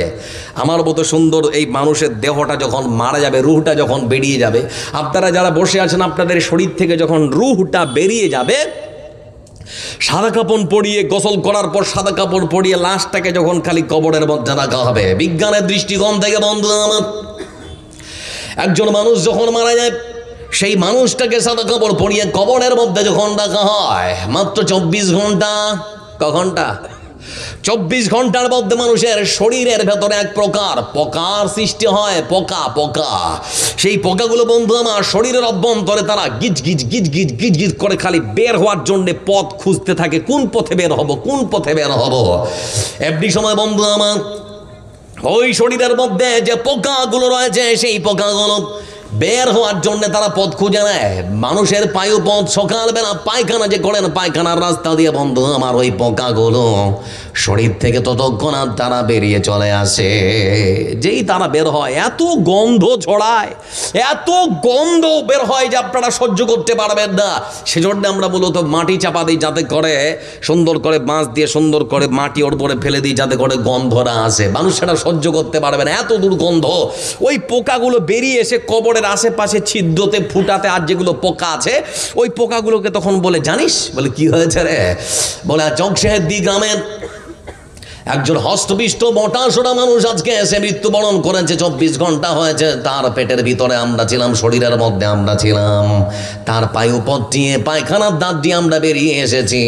আমরা দেখেছি সেই মানুষের শরীরটা খুব মোটা তাজা। আয় আয় আয়, তার শরীরের মাংসগুলো কে খাবি, তাড়াতাড়ি বেরিয়ে আয়। ওই সমগোত্রীয় পোকাগুলো তখন কিলবিল কিলবিল করতে করতে ওই মানুষের দেহটার কাছে আসে, তখন ওর মাংসগুলো এরকম করে ছিঁড়ে ছিঁড়ে খুবলে খুবলে খুবলে খুবলে খেতে শুরু করে। আমার বন্ধুরা 24 ঘন্টা চিন্তা করে দেখুন, আপনার কবরের মধ্যে আপনার এই সুন্দর দেহটার বয়স যখন মাত্র 3 দিন। কদিন? কথা বলেন। 3 দিন। আপনার এই নাকটা আগে নষ্ট হয়ে যায়, এই নাকটা আগে পচে যায় আপনার কবরের মধ্যে। আপনার সুন্দর দেহটার, এই সুন্দর দেহটার বয়স যখন মাত্র 9 দিন। আপনারা লক্ষ্য করে দেখুন, এই যে হাতের মধ্যে নখগুলো দেখতে পাচ্ছেন, এই নখগুলো কবরের মাটির মধ্যে ধীরে ধীরে ধীরে ধীরে ছুটে পড়ে যায়। মানে আঙ্গুলের নখগুলো আর একটাও থাকে না। এই কবরের মধ্যে আপনার সুন্দর এই দেহটার বয়স যখন 30 দিন, আপনার এই হাড়ের মধ্যে যে মাংসগুলো ধরে আছে, এই মাংসগুলো তো ছিঁড়ে ছিঁড়ে ছিঁড়ে মাটিতে মিশে যায়। আপনার এই সুন্দর দেহটার বয়স যখন কবরের মধ্যে 90 দিন, 90 দিনের মধ্যে আপনার শরীরের মধ্যে যে জয়েন্টগুলো আছে, এই যে জড়াগুলো আছে, এই জড়াগুলো তখন একটা একটা করে ছুটতে ছুটতে ছুটতে ছুটতে তারা তখন মাটিতে মিশে যায়। আপনার সুন্দর এই দেহটার বয়স যখন কবরের মধ্যে, আমার বন্ধুরা 1 বছর পর আপনার শরীরের সমস্ত রকমের রক্ত, চর্বি, চামড়া যা কিছু আছে সব কিছুই শেষ। কি সেটা তো অধ্যত্ত? কিসের অহংকার? সম্পদের অহংকার, টাকার অহংকার, এই সুন্দর শরীরের অহংকার। মাটিতে সৃষ্টি হয়েছেন, মাটিতেই মিশে যাবেন। অহংকার কিসের? ক্ষমতার দাপট দেখাবেন না, দলীয় দাপট দেখাবেন না, বংশীয় দাপট দেখাবেন না, টাকার অহংকার দেখাবেন না। মাটিতে সৃষ্টি হয়েছেন, মাটিতে মিশে যাবেন। বিনয় হন আল্লাহর জন্যে। এই পৃথিবীর বুকে আল্লাহ থেকে সম্মান দেবে, মরার পর আল্লাহ আপনার জন্যে জান্নাত ঠিক করে রেখেছে। আচ্ছা, এবার বলুন, অহংকারী হবেন না বিনয় হবেন? কথা বলেন না, অহংকারী হবেন না বিনয় হবেন? এবার হাদিস বলছি আপনাদের সামনে, লক্ষ্য করে দেখুন। এজন্য বন্ধু আমার, বিশ্বনবী সাল্লাল্লাহু আলাইহি ওয়াসাল্লাম চকশেহেদ্দি গ্রামের মানুষ তথা সারা পৃথিবীর মানুষকে তিনি সম্বোধন করে বলেছেন, শোনে নাও, হে পৃথিবীর মানুষ, তোমরা যখন মৃত্যুবরণ করবে, মরার পর সমাজের মধ্যে এমন কিছু মানুষ আছে যারা কখনো আমার জান্নাতে প্রবেশ করতে পারবে না। এমন কিছু মানুষ আছে যারা মরার পরে আল্লাহ জান্নাতে যাবে না। আচ্ছা, প্রত্যেকটা মানুষের লক্ষ্য উদ্দেশ্য আমরা জান্নাতে যাব, তাই তো নাকি? হ্যাঁ না বলে না, তাই তো নাকি? সবাই জান্নাতে যাব, কিন্তু আল্লাহ রাসূল বলছেন এমন কিছু মানুষ আছে তারা একটু সামান্য ভুলের কারণে ওরা জান্নাত যাবে না। ওরা কারা? আজকে শুনবেন না আরেকদিন? আজকে আমার বন্ধুরা, বিশ্বনবী সাল্লাল্লাহু আলাইহি ওয়াসাল্লাম তিনি বলেন, ওরা হচ্ছে ওই সমস্ত মানুষ, ওরা হচ্ছে আল্লাহর ওই সমস্ত বান্দা। বন্ধু আমার, যারা তাদের অন্তরের মধ্যে সামান্য পরিমাণ অহংকার করবে, যাদের অন্তরে সামান্যতম অহংকার থাকবে। আবার বন্ধুরা, সমাজের গরিব মানুষকে যারা হেয় তুচ্ছ মনে করবে, আল্লাহ রাব্বুল আলামিন রাসূল তিনি বলেছেন এরা মরার পর কখনো আল্লাহর জান্নাতে যেতে পারবে না। অসম্ভব, অহংকারী কখনো আল্লাহর জান্নাতে যাবে না। খালি এ কথাটা বলা হয়েছে, তখন আপনারা এরকম করে বসে আছেন। এক সাহাবী তখন দাঁড়িয়ে গিয়ে তখন বলছেন, হে আল্লাহর রাসূল, আপনি প্রশ্ন করেছেন অহংকারী কখনো আল্লাহর জান্নাতে প্রবেশ করবে না। এখন প্রশ্ন হচ্ছে, ইন্নার রাজুলা ইউহিব্বু আইয়াকুনা সাওবুহু হাসানান ওয়া না'লুহু হাসানাতান। এই চকশাহদ্দি গ্রামের অনেক মানুষ আছে, আল্লাহ যাদেরকে ধন সম্পদ দিয়েছে, যাদের টাকা আছে, পয়সা আছে, এমন কিছু মানুষ তারা চায় তাদের শরীরের পোশাকটা খুব সুন্দর হোক, নতুন হোক। তারা চায় সুন্দর নতুন পোশাক পরিধান করতে, তারা চায় তাদের পায়ের জুতো জোড়াটা নতুন হোক। আমাদের সমাজে কোনো মানুষ যদি তার শরীরের পোশাকটা নতুন কিনে পড়ে অথবা তার পায়ের জুতো জোড়াটা যদি নতুন করে পরিধান করে, আল্লাহর রাসূল আপনার কাছে জানতে চাচ্ছি, নতুন পোশাক পরিধান করা, নতুন জুতা পরিধান করা অহংকার নাকি? তা আল্লাহর রাসূল তখন বলছেন, না না না, এটা অহংকার না। আল্লাহ যদি কাউকে সম্পদ দেয় তো নতুন পোশাক পরবে, নতুন জুতা পরবে, এটা অহংকার নয়। তাহলে অহংকার কাকে বলে? রাসূলুল্লাহ সাল্লাল্লাহু আলাইহি ওয়াসাল্লাম তিনি তখন বলেছেন অহংকার হলো সেটা, আল কিবরু বাতারুল হাক্কি ওয়া গামতুন নাস। রাসূল সাল্লাল্লাহু আলাইহি ওয়াসাল্লাম তিনি বলেছেন, চকশাহদ্দি গ্রামের নারী পুরুষ যুবক যুবতীরা তোমরা শুনে নাও, অহংকার হলো সমাজের গরিব অভাবী মানুষকে দেখে ঘৃণা করা, আর আল্লাহর দেওয়া সত্য দিন, সত্য ধর্মের নিয়ম কানুনকে উপেক্ষা করা, অস্বীকার করা। আমার বন্ধুরা, অনেক মানুষ আছে আল্লাহর দিন এবং ধর্মকে অস্বীকার করে, আছে না নেই? সমাজের অনেক ধনী মানুষ আছে যাদের উপরে যাকাত ফরজ হয়ে গেছে কিন্তু সম্পদের যাকাত দেয় না, আছে না নেই? অনেক মানুষ জানে বন্ধু আমার তার উপরে 5 ওয়াক্তের নামাজ ফরজ কিন্তু তারপরেও পড়ে না, এরকম মানুষ আছে না নেই? কথা বলে। তার মানে হলো ওই সমস্ত মানুষেরাই হচ্ছে অহংকারী, যারা আল্লাহর হুকুমকে উপেক্ষা করে চলে, যারা সম্পদের যাকাত দেয় না ঠিক মতো, যারা নামাজ আদায় করে না, যারা সমাজের অভাবী মানুষকে তুচ্ছ মনে করে, সমাজের গরিব মানুষকে যারা ছোট মনে করে, খাটো মনে করে, আল্লাহ রাব্বুল আলামিন রাসূল তিনি বলেছেন একেই বলে অহংকার, একেই বলে অহংকার। আচ্ছা ভাই, এমনও তো হতে পারে যে আপনি যে সমাজের যে মানুষটাকে হয়তো হেয় তুচ্ছ মনে করছেন, আপনার থেকে তার মূল্য আল্লাহর কাছে অনেক বেশি হতে পারে না? পারে না? কথা বলে না? পারে না? পারে না? পারে। এজন্য আল্লাহ রাব্বুল আলামিন তিনি বলছেন তোমরা বিনয় হও, আল্লাহ রাসূল বলছেন তিনি তোমরা বিনয় হও। ইসলাম পৃথিবীর মানুষকে শিক্ষা দেয় সততার, নম্রতার, ভদ্রতার, মানবতার, বিনয় হওয়ার, মানুষের সঙ্গে সদাচরণ করার। অহংকারী হওয়ার শিক্ষা কখনো ইসলাম দিতে পারে না। আজকে দেখবেন পশ্চিম বাংলার মাটিতে আমাদের এক দলনেতা আছে, বিরোধী দলনেতা, নাম কি গো? কথা বলে না, নাম কি? শুভেন্দু অধিকারী। এই মানুষটা কিছুদিন থেকে পশ্চিম বাংলার মাটিতে খালি রোহিঙ্গা খুঁজে বেড়াচ্ছে। বুঝতে পারছেন না কি বলছি? রোহিঙ্গা খুঁজে বেড়াচ্ছে। তো এক সাংবাদিক তাকে জিজ্ঞেস করছেন, ভাই আমার, আপনি রোহিঙ্গা খুঁজে বেড়াচ্ছেন, রোহিঙ্গা বলতে আপনি কাকে বোঝাচ্ছেন? ঠিক সেই মুহূর্তে তখন বলা হচ্ছে, রোহিঙ্গা বলতে আমি বোঝাচ্ছি তাদের যারা ভারত, বাংলাদেশ, পাকিস্তান থেকে বর্ডার ক্রস করে লুকিয়ে ভারতে ঢুকেছে, আমি তাদেরকে বোঝাচ্ছি, ওরা হচ্ছে রোহিঙ্গা। তারপরে এক সাংবাদিক আওয়াজ বাড়িয়ে দিলেন নাকি? আওয়াজ একটু বাড়ালেন মনে হচ্ছে। তারপরে তখন ওকে বলা হচ্ছে, তাহলে আপনার আদি বাড়ি কোথায় ছিল? একটু মনে হয় বেশি হয়ে গেল, আপনি হাত দিয়েছেন, লক্ষ্য করে দেখুন বন্ধু আমার। ওকে বলা হচ্ছে, তাহলে আপনার আদি বাড়ি কোথায় ছিল? ঠিক সেই মুহূর্তে আমাদের এই শুভেন্দু অধিকারী তিনি তখন বলছেন যে আমাদের আদি বাড়ি ছিল বাংলাদেশের বরিশাল। আমার মা 1960 সালে আমাকে সঙ্গে করে ভারত বাংলাদেশ বর্ডার ক্রস করে পশ্চিমবাংলার মেদিনীপুরে আমরা এখন, সেখানে আমরা স্থায়ী বাসিন্দা। এখন আপনারা বলুন তো, তাহলে রোহিঙ্গা আসলকে? এবার আপনাদেরকে বলতে যাচ্ছি বন্ধু আমার, একজন দায়িত্বপ্রাপ্ত একজন বিরোধী দলনেতা, কথা বলার সময় ভালো করে হুঁশ জ্ঞান করে কথা বলা দরকার, তাই তো নাকি? আপনি বললেন যে 1960 সালে আপনার মা আপনাকে বাংলাদেশ থেকে ভারতে নিয়ে এসেছে। আরে ভাই, 1971 সালে পাকিস্তান থেকে বাংলাদেশ স্বাধীন হলো, তাহলে 1960 সালে আপনার মা কি করে বাংলাদেশ থেকে নিয়ে আসলো? বুঝতে পারছেন না কি বলছে? কথাগুলোকে ভালো করে মূল্যায়ন করুন। আমি বুঝাতে যাচ্ছি, আপনি সারাক্ষণ টেলিভিশনের মধ্যে, মিডিয়ার মধ্যে ভারত বাংলাদেশ, ভারত পাকিস্তান, হিন্দু মুসলমান, শ্মশান কবরস্থান ছাড়া আপনার কোন আমরা বয়ান শুনতে পাচ্ছি না। সারাদিন এটাই চলছে নাকি? আপনারা শুনছেন না সারাটা দিন এই চলছে বন্ধু আমার। মিডিয়ার মধ্যে হিন্দু মুসলমানের মধ্যে ভ্রাতৃত্বপূর্ণ সম্পর্ক নষ্ট করার এক প্রকার চক্রান্ত চালাচ্ছে। বারবার বলছে হিন্দু হিন্দু ভাই ভাই, হিন্দু খাটরে মে হ্যাঁ। আপনারা জানেন? আচ্ছা, আপনাদেরকে একটা প্রশ্ন করছি, ভারতবর্ষের যিনি প্রধান সেবক নরেন্দ্র দামোদর দাস মোদীজি, তার হাতে আমাদের ভারত দেশ নিরাপদ, তাই তো নাকি? নিরাপদ না? আমরা গত পরশুদিন সম্ভবত আমাদের এই চলতি মাসের 10 তারিখ মানে নভেম্বরের 10 তারিখে সকাল মানে সন্ধ্যা তখন 6:57 সম্ভবত হবে, ভারতবর্ষের রাজধানী দিল্লির মাটিতে ভয়ঙ্কর বোমা বিস্ফোরণ হয়েছে। খবর শুনেছেন তো নাকি? আমার বন্ধু লক্ষ্য করে দেখুন, সেখানে এক প্রত্যক্ষদর্শী তিনি বর্ণনা দিচ্ছিলেন, আমি আমার বাপের জন্মে এরকম ভয়ঙ্কর বিকট শব্দ শরীরে আমি মনে করলাম আমি আমার প্রাণটা বাঁচিয়ে পালাবো, কিন্তু তারপরে দেখছি পুলিশের গাড়ি, সাহস করে এগিয়ে গেলাম, গিয়ে তখন দেখতে পাচ্ছি কিছু মানুষের শরীর থেকে হাতটা ছুটে পালিয়ে গেছে, কিছু মানুষ শরীর থেকে পাটা ছুটে পালিয়ে গেছে, কারো শরীর থেকে মাথা নেই। আমার বন্ধুরা এখানে একটা শব্দ ব্যবহার করছি, আপনারা ভাববেন শব্দটা দিয়ে, ওরা কিন্তু কেউ জানতো না আজকে আমাদের রাজনীতির শিকার হতে হবে, রাজনীতির শিকার হতে হবে। এ শব্দ চয়ন করলাম কারণ বিহারের প্রথম দোপার ভোটে ওরা বুঝে গেছে যে আমাদের সরকার হয়তো টলমল করতে আরম্ভ করেছে। এই জন্য যখনই তারা বিপদে পড়ে তখন এই দেশের মধ্যে কোথাও কিছু বিস্ফোরণ হয়, তাই তো নাকি? আপনারা দেখেছেন না দেখেননি? সব জায়গাতে এই ভোটের সময় কেন ওইগুলো হয় আবার বুঝে আসে না। বলছিলাম বন্ধু আমার আপনাদেরকে যে কথা, আপনি সর্বক্ষণ বলছেন এ ভারতবর্ষের মাটিতে হিন্দু খাটরে মে হ্যাঁ, ভারতবর্ষের প্রধানমন্ত্রী, তোমার স্বরাষ্ট্রমন্ত্রী, তোমার প্রতিরক্ষা মন্ত্রী, তোমার ভারতবর্ষের 29টা জেলার মধ্যে 29টা রাজ্যের মধ্যে প্রায় 23 থেকে 24টা রাজ্যের মুখ্যমন্ত্রী তোমার, তারপরেও বিপদে তোমরা কেমন করে মারা যায় ভাই শুভেন্দু?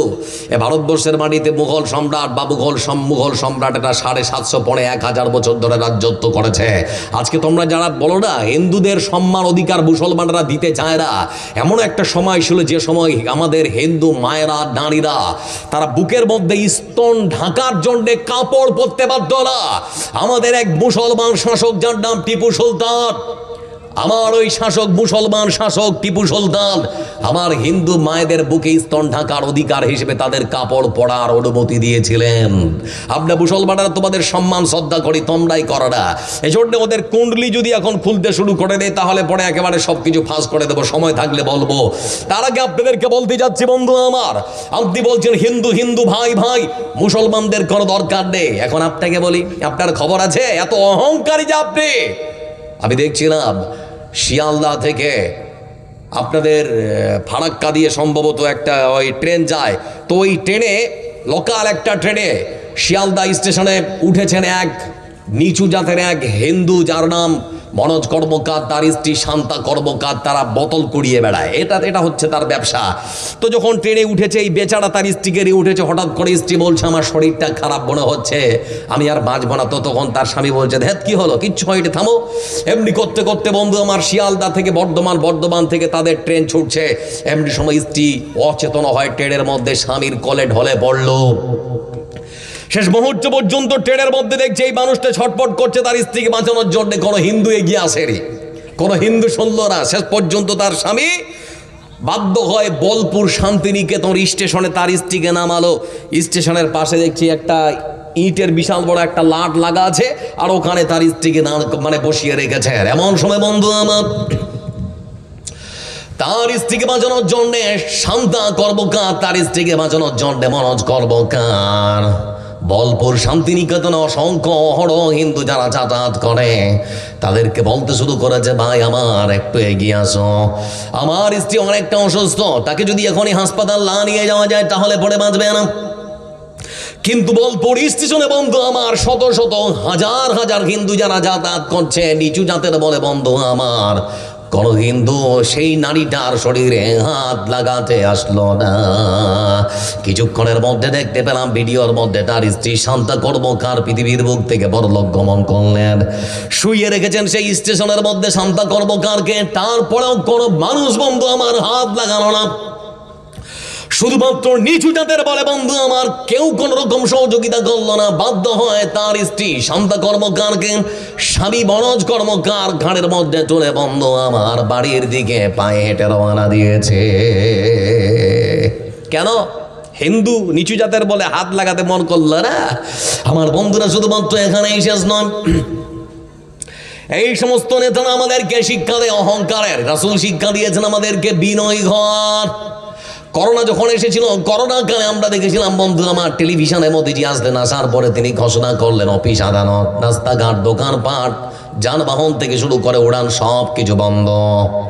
এফডি সময় আপনাদের পশ্চিমবাংলার মালদা থেকে যে সমস্ত পরিযায়ী শ্রমিক যারা কাজ করার জন্য গিয়েছিল, ওই সমস্ত পরিযায়ী শ্রমিকেরা মানুষেরা তখন বাড়িতে আসার জন্য তারা তখন সরকারকে বলল, সরকার বাড়িতে যাওয়ার আছে দরকার, ট্রেনের ব্যবস্থা করে দিন, হবে না। তাহলে পরে বাসের ব্যবস্থা করে দিন, হবে না। উড়ানের ব্যবস্থা করে দিন, তাও হবে না।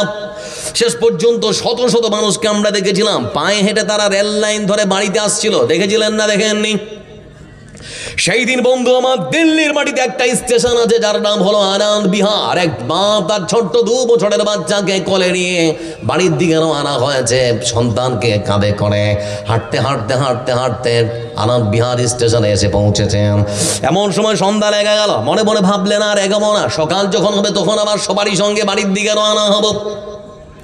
এমনি সময় তার সন্তানকে বুকে এরকম চেপে আগলে ধরে নিয়ে রাতের বেলা ঘুমিয়ে পড়েছেন।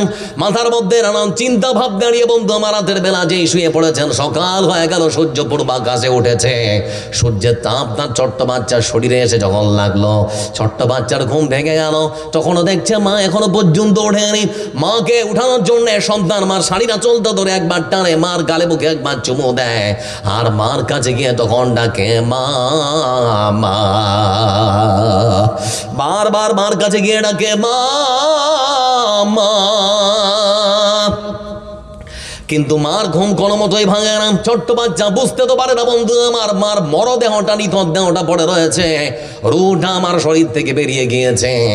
মাকে যতই মা মা বলে ডাকা হোক, মার ঘুম আর কখনো ভাঙবে না। ছোট্ট বাচ্চা সহ তার মার ভয়ঙ্কর দৃশ্য ভারতবর্ষের ন্যাশনাল টেলিভিশনে প্লে করা হলো।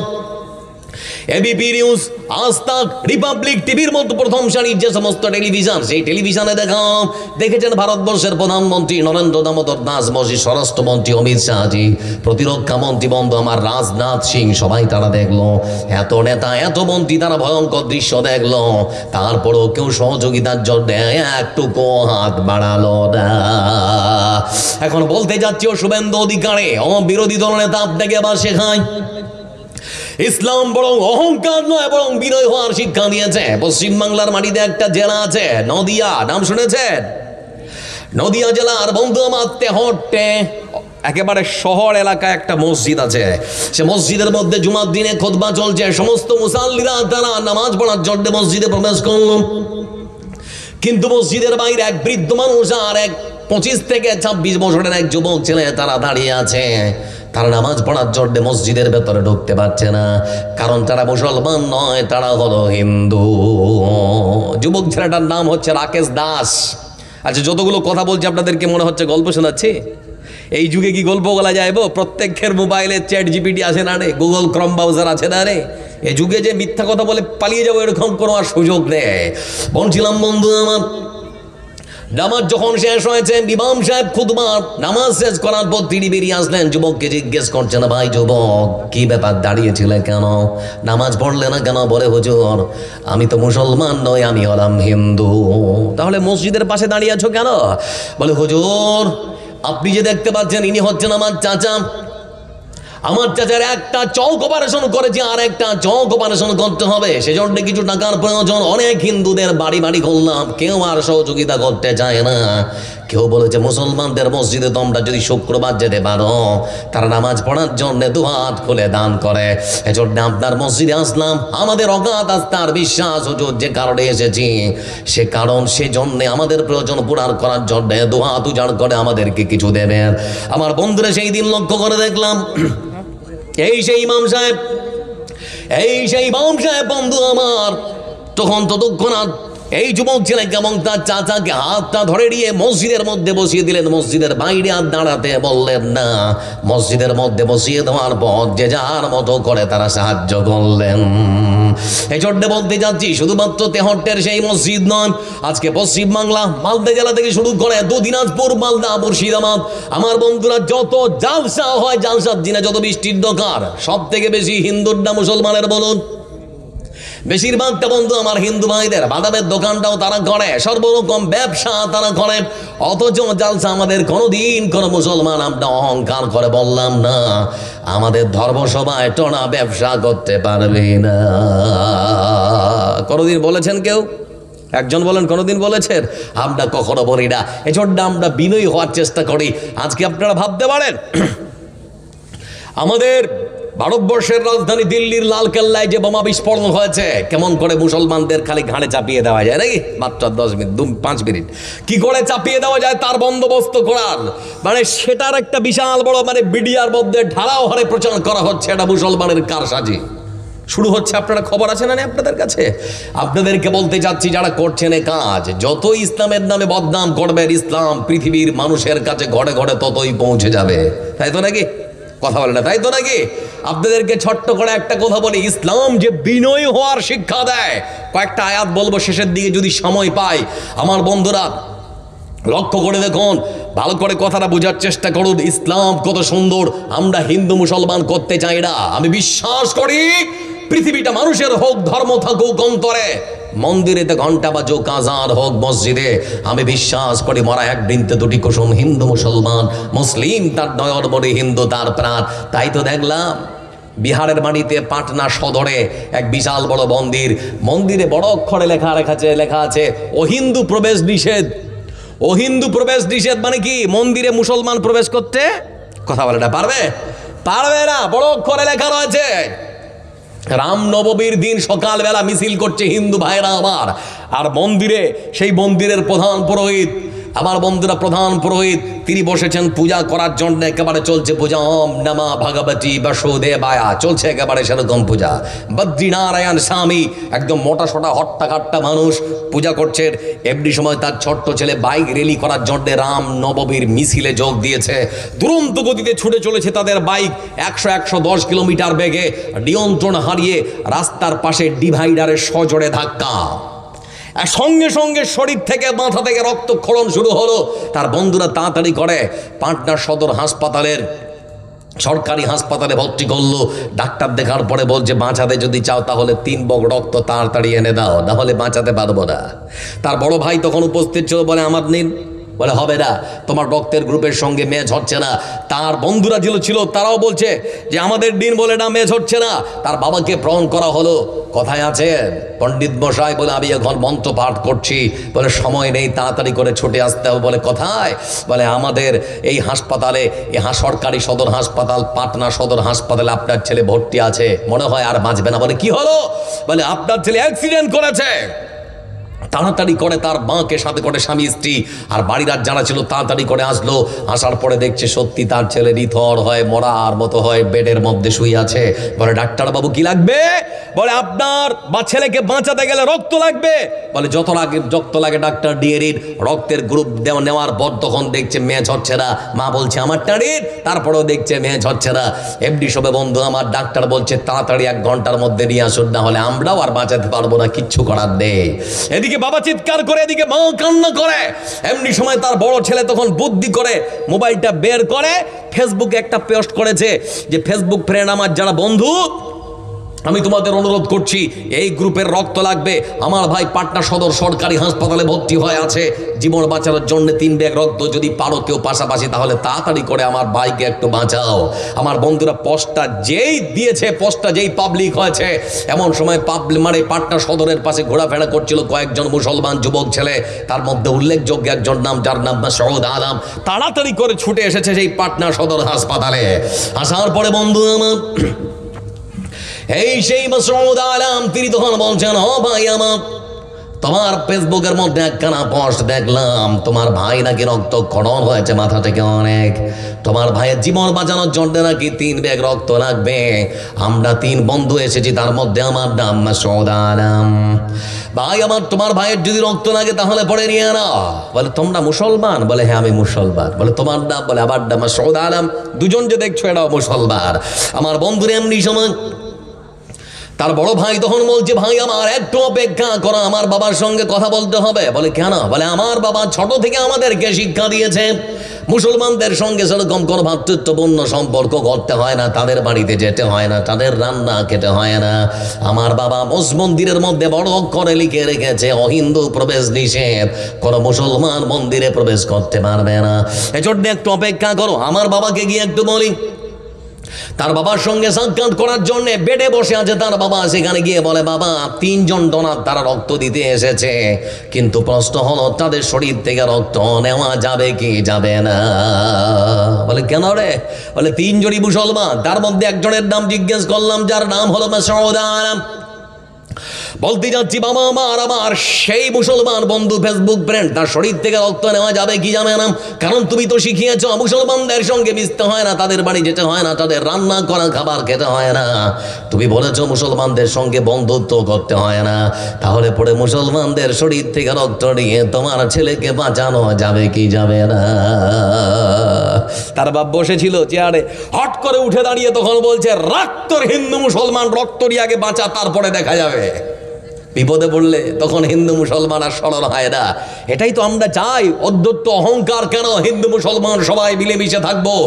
আমরা আমাদের পরবর্তী প্রজন্মকে এমন একটা ভারতবর্ষ উপহার দিতে চাই যেখানে থাকবে না হিংসা, বিদ্বেষ, মারপিট, মারামারি, কাটাকাটি, হানাহারি। আমরা সবাই শান্তিতে বসবাস করতে চাই, তাই তো নাকি? মারপিট করতে চান? কথা বলে মারপিট করতে চান না? আমরা মারপিট কখনো চাই না। এজন্য বন্ধু আমার, অহংকারী নয়, আল্লাহর জন্য বিনয়ী হয়ে যান। আল্লাহ আপনার সম্মান, আপনার মর্যাদায় পৃথিবীর বুকে বাড়িয়ে দেবে। পৃথিবীর বুকে একজন অহংকারী শাসক, যার নাম ফেরাউন। এই অহংকারী শাসকের কিছু কথা শোনার আগে বিশাল বড় একটা দায়িত্ব আছে। এ দায়িত্ব নিয়ে আপনাদের সঙ্গে কিছু কথা। রমজান মাসে রোজা থাকেন না আপনারা? কথা বলে থাকেন না? রমজান মাসে বড়দিন, প্রচণ্ড রোদ, বিকেলবেলা যদি আল্লাহ একটু পানি খাওয়ার অনুমতি দিত তাহলে ভালো হতো না খারাপ হতো? কথা বলে না, ভালো হতো না খারাপ হতো? অনুমতি আছে? নেই। এবার আপনারা ঘরের মধ্যে ঢুকবেন, জানালা দরজা সব কিছু সুন্দর করে লাগিয়ে ইচ্ছা মতো আপনারা যা খাবার খেয়ে দিবেন, আল্লাহ তো দেখতে পাবে না? ঘরের মধ্যে আল্লাহ দেখতে পাবে? তাহলে গামছাড়া কাঁধে দিয়ে নেবেন, পুকুরে কিংবা নদীতে নামবেন, নামার পরে ডুব মারবেন, ডুব মেরে আল্লাহকে বলবেন, আল্লাহ উপরে পানি, নিচে পানি, সামনে পানি, পিছনে পানি, ডান দিকে পানি, বাম দিকে পানি, আজকে ইচ্ছা মতো খাবো, তুই কোন দিক দিয়ে দেখবি দেখ। আল্লাহ দেখতে পাবে সেখানে? কথা বলা দেখতে পাবে? ওখানেও দেখতে পাবে। আমরা বিশ্বাস করি না চাখুজু হোসেনা চৌমালা দম, আল্লাহর ঘুম তো দূরের কথা, আল্লাহ তন্দ্রাও রে। যারা বসে আছেন আপনারা সকলেই বিশ্বাস করেন পানির ভিতরে ডুব মেরে পানি খেলাও আল্লাহ দেখতে, কথা বলেন, আল্লাহ দেখতে পাবে। আজকে চোখ শেহেরদি এবং বিভিন্ন এলাকা থেকে আগত যারা শ্রোতা এসেছেন, কার অ্যাকাউন্টে কত টাকা পড়ে আছে আল্লাহর কাছে খবর আছে না নেই? আছে। কে কত বিঘা জমির মালিক আল্লাহর কাছে খবর আছে না নেই? তারও খবর আছে। এখন বর্তমানে কে কত টাকা পকেটে নিয়ে বসে আছেন তারও খবর আছে। আপনারা যারা এসেছেন মনে মনে কল্পনা করে এসেছেন কত টাকা আজকের মসজিদে দেওয়া যায়, তারও খবর আল্লাহর কাছে আছে। এটা বিশ্বাস করেন না? আজকের প্রথম দিনে জালসা শুরু করুন বন্ধু আমার। আমি আর কিছুক্ষণ আছি আপনাদের মাঝে। কেউ আছেন আল্লাহর বান্দা? আল্লাহর ঘর মসজিদের মধ্যে, মা চলে গেছে পরলোক গমন করে, আজকে মা নেই, বাবা নেই, চলে গেছে কবরের মধ্যে শুয়ে আছে। মরার সঙ্গে সঙ্গে যে আপনার মালিকানা, আপনার সব কিছুই শেষ। আপনি একবার কল্পনা করে দেখুন, আপনি যে সম্পদ নিজের মনে করছেন সম্পদ আপনার নয়। যা খেয়ে ছিঁড়ে ফেলেছেন সেটা আপনার, যা খেয়ে হজম করেছেন সেটা আপনার, যা পরে ছিঁড়ে ফেলেছেন সেটা আপনার, বাদ বাকি আপনার কিছুই নয়। আচ্ছা কবরে টাকা চলবে গো? কথা বলেন, কবরে টাকা চলবে না। আজকে আপনার সম্পদ থেকে আল্লাহর ঘর মসজিদের বাকি কাজগুলো সুন্দর করে যেন করা যায়, তার জন্য আল্লাহর কোনো বান্দা আছেন 5টা ঘরে 1000 টাকা 4 জন মানুষ দেবেন। আছেন কেউ এখানে? 5000 4 জন মানুষ, 1030 জন কেউ আছেন দেবেন 1টা করে 1000 টাকা। এতগুলো মা খালা আপনারা বসে আছেন, 1 মাসের বেতন যদি দেন তাহলে এখানে মোটামুটি প্রায় 1 লাখ খানে হয়ে যাবে। 100টা যদি থাকে তাহলে লাখ। বুঝতে পারছেন না কি বলছি? আপনাদের লক্ষ্মীর ভান্ডারে টাকা জমা হচ্ছে প্রতি মাস, কেউ আছেন? 1 মাসের টাকা দেবেন, 11 মাসের টাকা আপনাদের অ্যাকাউন্টে থাক, 1 মাসের টাকা আল্লাহর অ্যাকাউন্টে জমা হোক। কেউ আছেন? কোন মা খালা আবার আপনারা দিতে পারেন, দাম লেখান, কাল দেবেন, পরশু দেবেন, অসুবিধা নেই, যখন বেতনটা পাবেন তখন দেবেন। 1000-এর কেউ আছে? একজন আল্লাহর ওয়াস্তে, জানি না আল্লাহ কাকে কবুল করবে, 30 জন চেয়েছি, জানি না আল্লাহ আজকে কাকে ভালোবেসে কবুল করবেন, এটা আবার যারা নেই আল্লাহ ভালো জানেন, আর আপনারা ভালো যাবেন যারা দিবেন মনে করেছেন। কেউ আছেন? 1000 1000 আল্লাহর ওয়াস্তে হাত তুলুন। কে আছেন? একজন বিসমিল্লাহ করুন, শুধু বিসমিল্লাহ শুধুমাত্র করুন। একজন কে আছেন? একজন হোক, তারপরে শুরু হয়ে যাবে ইনশাআল্লাহ, ধর করে আমার বিশ্বাস। কে আছেন? একজন। 1000 টাকা ওখান থেকে যাও, খাতাটা নিয়ে যাও, খাতাটাই নিয়ে যাও, না তো লিখতে পারবে না। কেউ আছেন বন্ধু আমার? 1000 চেয়েছি, এতগুলো পুরুষ মানুষ কেউ নেই গো। চোখ বুঝিলে এই দুনিয়ার নয় তো তুমি কেউ যে আর। বড় ভাই যারা আমার দিয়েছেন 1000 টাকা, আল্লাহ তুমি কবুল করো। আল্লাহ সাল্লি আলাইহি, আল্লাহ বারিক আলাইহি। 500, আচ্ছা বিসমিল্লাহ হয়েছে। আর কেউ আছেন 2 নম্বরে? আসুন, 1000 করে। চোখ বুঝিলে এই দুনিয়ার নয় তো তুমি কেউ যে আর, হায় রে মানুষ আঁকড়ে ফানুষ করছো মিছে অহংকার, দম ফুরাইলে সবই পর। ভাবিও কি ব্যাপার, মোবাইল চলছে না? দম ফুরাইলে সবই পর। আচ্ছা, 1000 টাকা একজন দিয়েছেন, আর 500 টাকা এক বোন দিয়েছেন। আল্লাহ তুমি কবুল করো। আল্লাহুম্মা সাল্লি আলাইহি, আল্লাহুম্মা বারিক আলাইহি। 3টা হয়েছে। 4 নম্বরে কেউ একজন? আচ্ছা, সামিকুল শেখ 1000, 4 নম্বর। 5 নম্বরে কেউ? 5 নম্বরে আল্লাহ কাকে কবুল করবে জানি না। কে আছেন 5 নম্বরে? একজন কেউ? চোখ বুঝিলে এই দুনিয়ার নয় তো তুমি কেউ যে আর, হায় রে মানুষ আঁকড়ে ফানুষ করছো মিছে অহংকার, দম ফুরাইলে সবই পর, জুটবে না আর দালান ঘর, দম ফুরাইলে সবই পর, জুটবে না আর দালান ঘর, মরিচিকার ঘোড়ে পিছু করছো যে ভুল বারে বার, বাঁশের ছাউনি পচার আগে পচে যাবে লাশ তোমার, বাঁশের ছাউনি পচার আগে পচে যাবে লাশ তোমার, যে ক্ষমতার বড়াই করো কাজে তোমার আসবে না, এই যে সাদের দেহ খানাও নিজের বলে চলবে না, যে ক্ষমতার বড়াই করো কাজে তোমার আসবে না, এই যে সাদের দেহ খানাও নিজের বলে চলবে না, আজরাইল তো ডাকছে তোমায় নাই রে গোপায় বাঁচিবার, আজরাইল তো ডাকছে তোমায় নাই রে গোপায় পালাবার, বাঁশের ছাউনি পচার আগে পচে যাবে লাশ তোমার, বাঁশের ছাউনি পচার আগে পচে যাবে লাশ তোমার, টাকার গরমে কোনো তোমার পা পড়ে না মাটিতে, মুখে শুধু আমি আমি তুমি প্রথম সারিতে, টাকার গরমে কোনো তোমার পা পড়ে না মাটিতে, মুখে শুধু আমি আমি তুমি প্রথম সারিতে, অপর ভাইকে ভাবছো নিচু বুকে পুষে হায়াদার, অপর ভাইকে ভাবছো নিচু বুকে পুষে হায়াদার, বাঁশের ছাউনি পচার আগে পচে যাবে লাশ তোমার, বাঁশের ছাউনি পচার আগে পচে যাবে লাশ তোমার। আরেকজন দিয়েছেন 6 নম্বরে একটা, 7 নম্বরে আরেকটা, একজন 2000 টাকা ফোন পে দিয়ে। আচ্ছা, ফোন পেতে মানে একজন দিয়েছেন 2000 টাকা। আছেন উনি? আছেন কি এখানে? আমাকে দিয়ে এখানে আছে। এখানে আছে 2000 টাকা। কে দিয়েছেন ওটা? হাতটা ধরবেন গো। এখানে আছে, ফোন বলবেন। আচ্ছা আচ্ছা, যাক।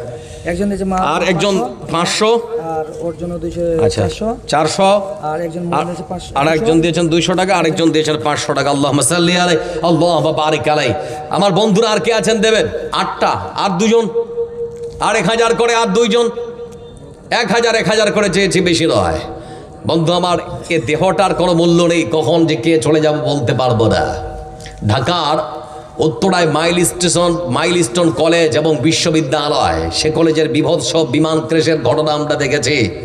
জুনাইদ শেখ বলে একটা ছোট্ট বাচ্চা, 4.5 থেকে 5 বছরের, তার সকালবেলা যাওয়ার কোনো ইচ্ছা ছিল না স্কুলে, বারবার করে মাকে বলছে, মা আমি আজকে যাবো না। তার মা ধমক দিয়ে বলছে, না বেটা যেতেই হবে, স্কুল কামাই করতে হয় না।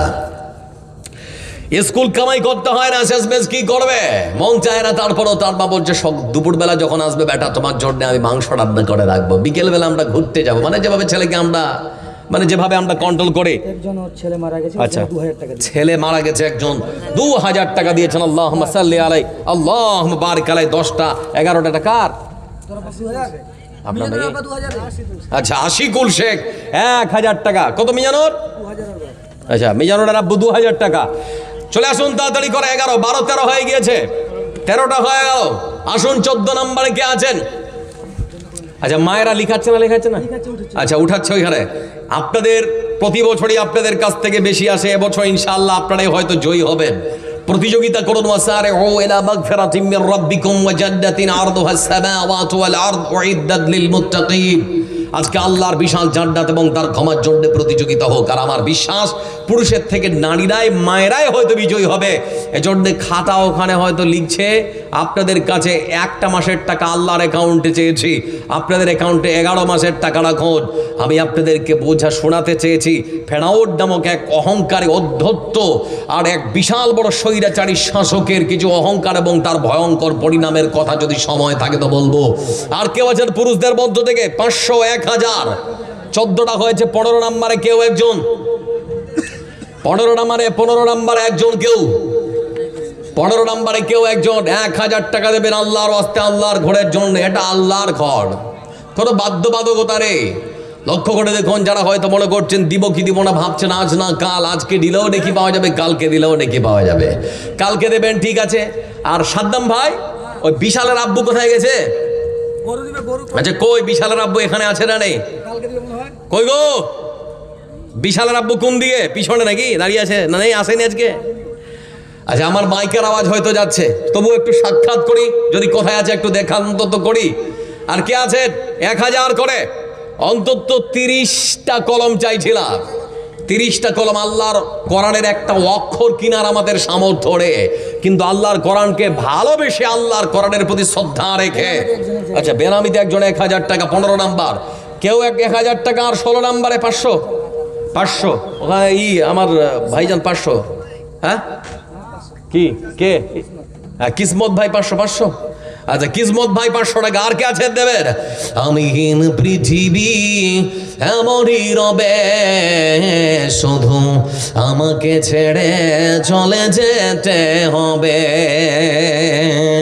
আমিহীন পৃথিবী এমনই রবে, শুধু আমাকে ছেড়ে চলে যেতে হবে।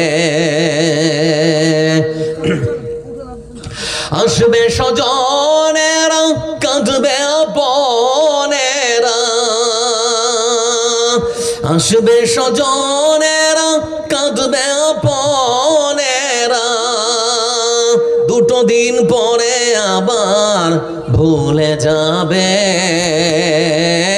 চলে যাবে।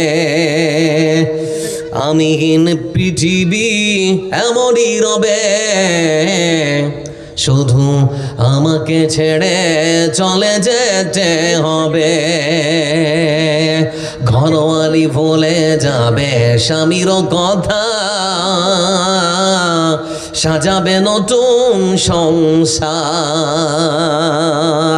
সন্তান ভুলে যাবে 2 দিন পরে, কে ছিল পিতা যে তার।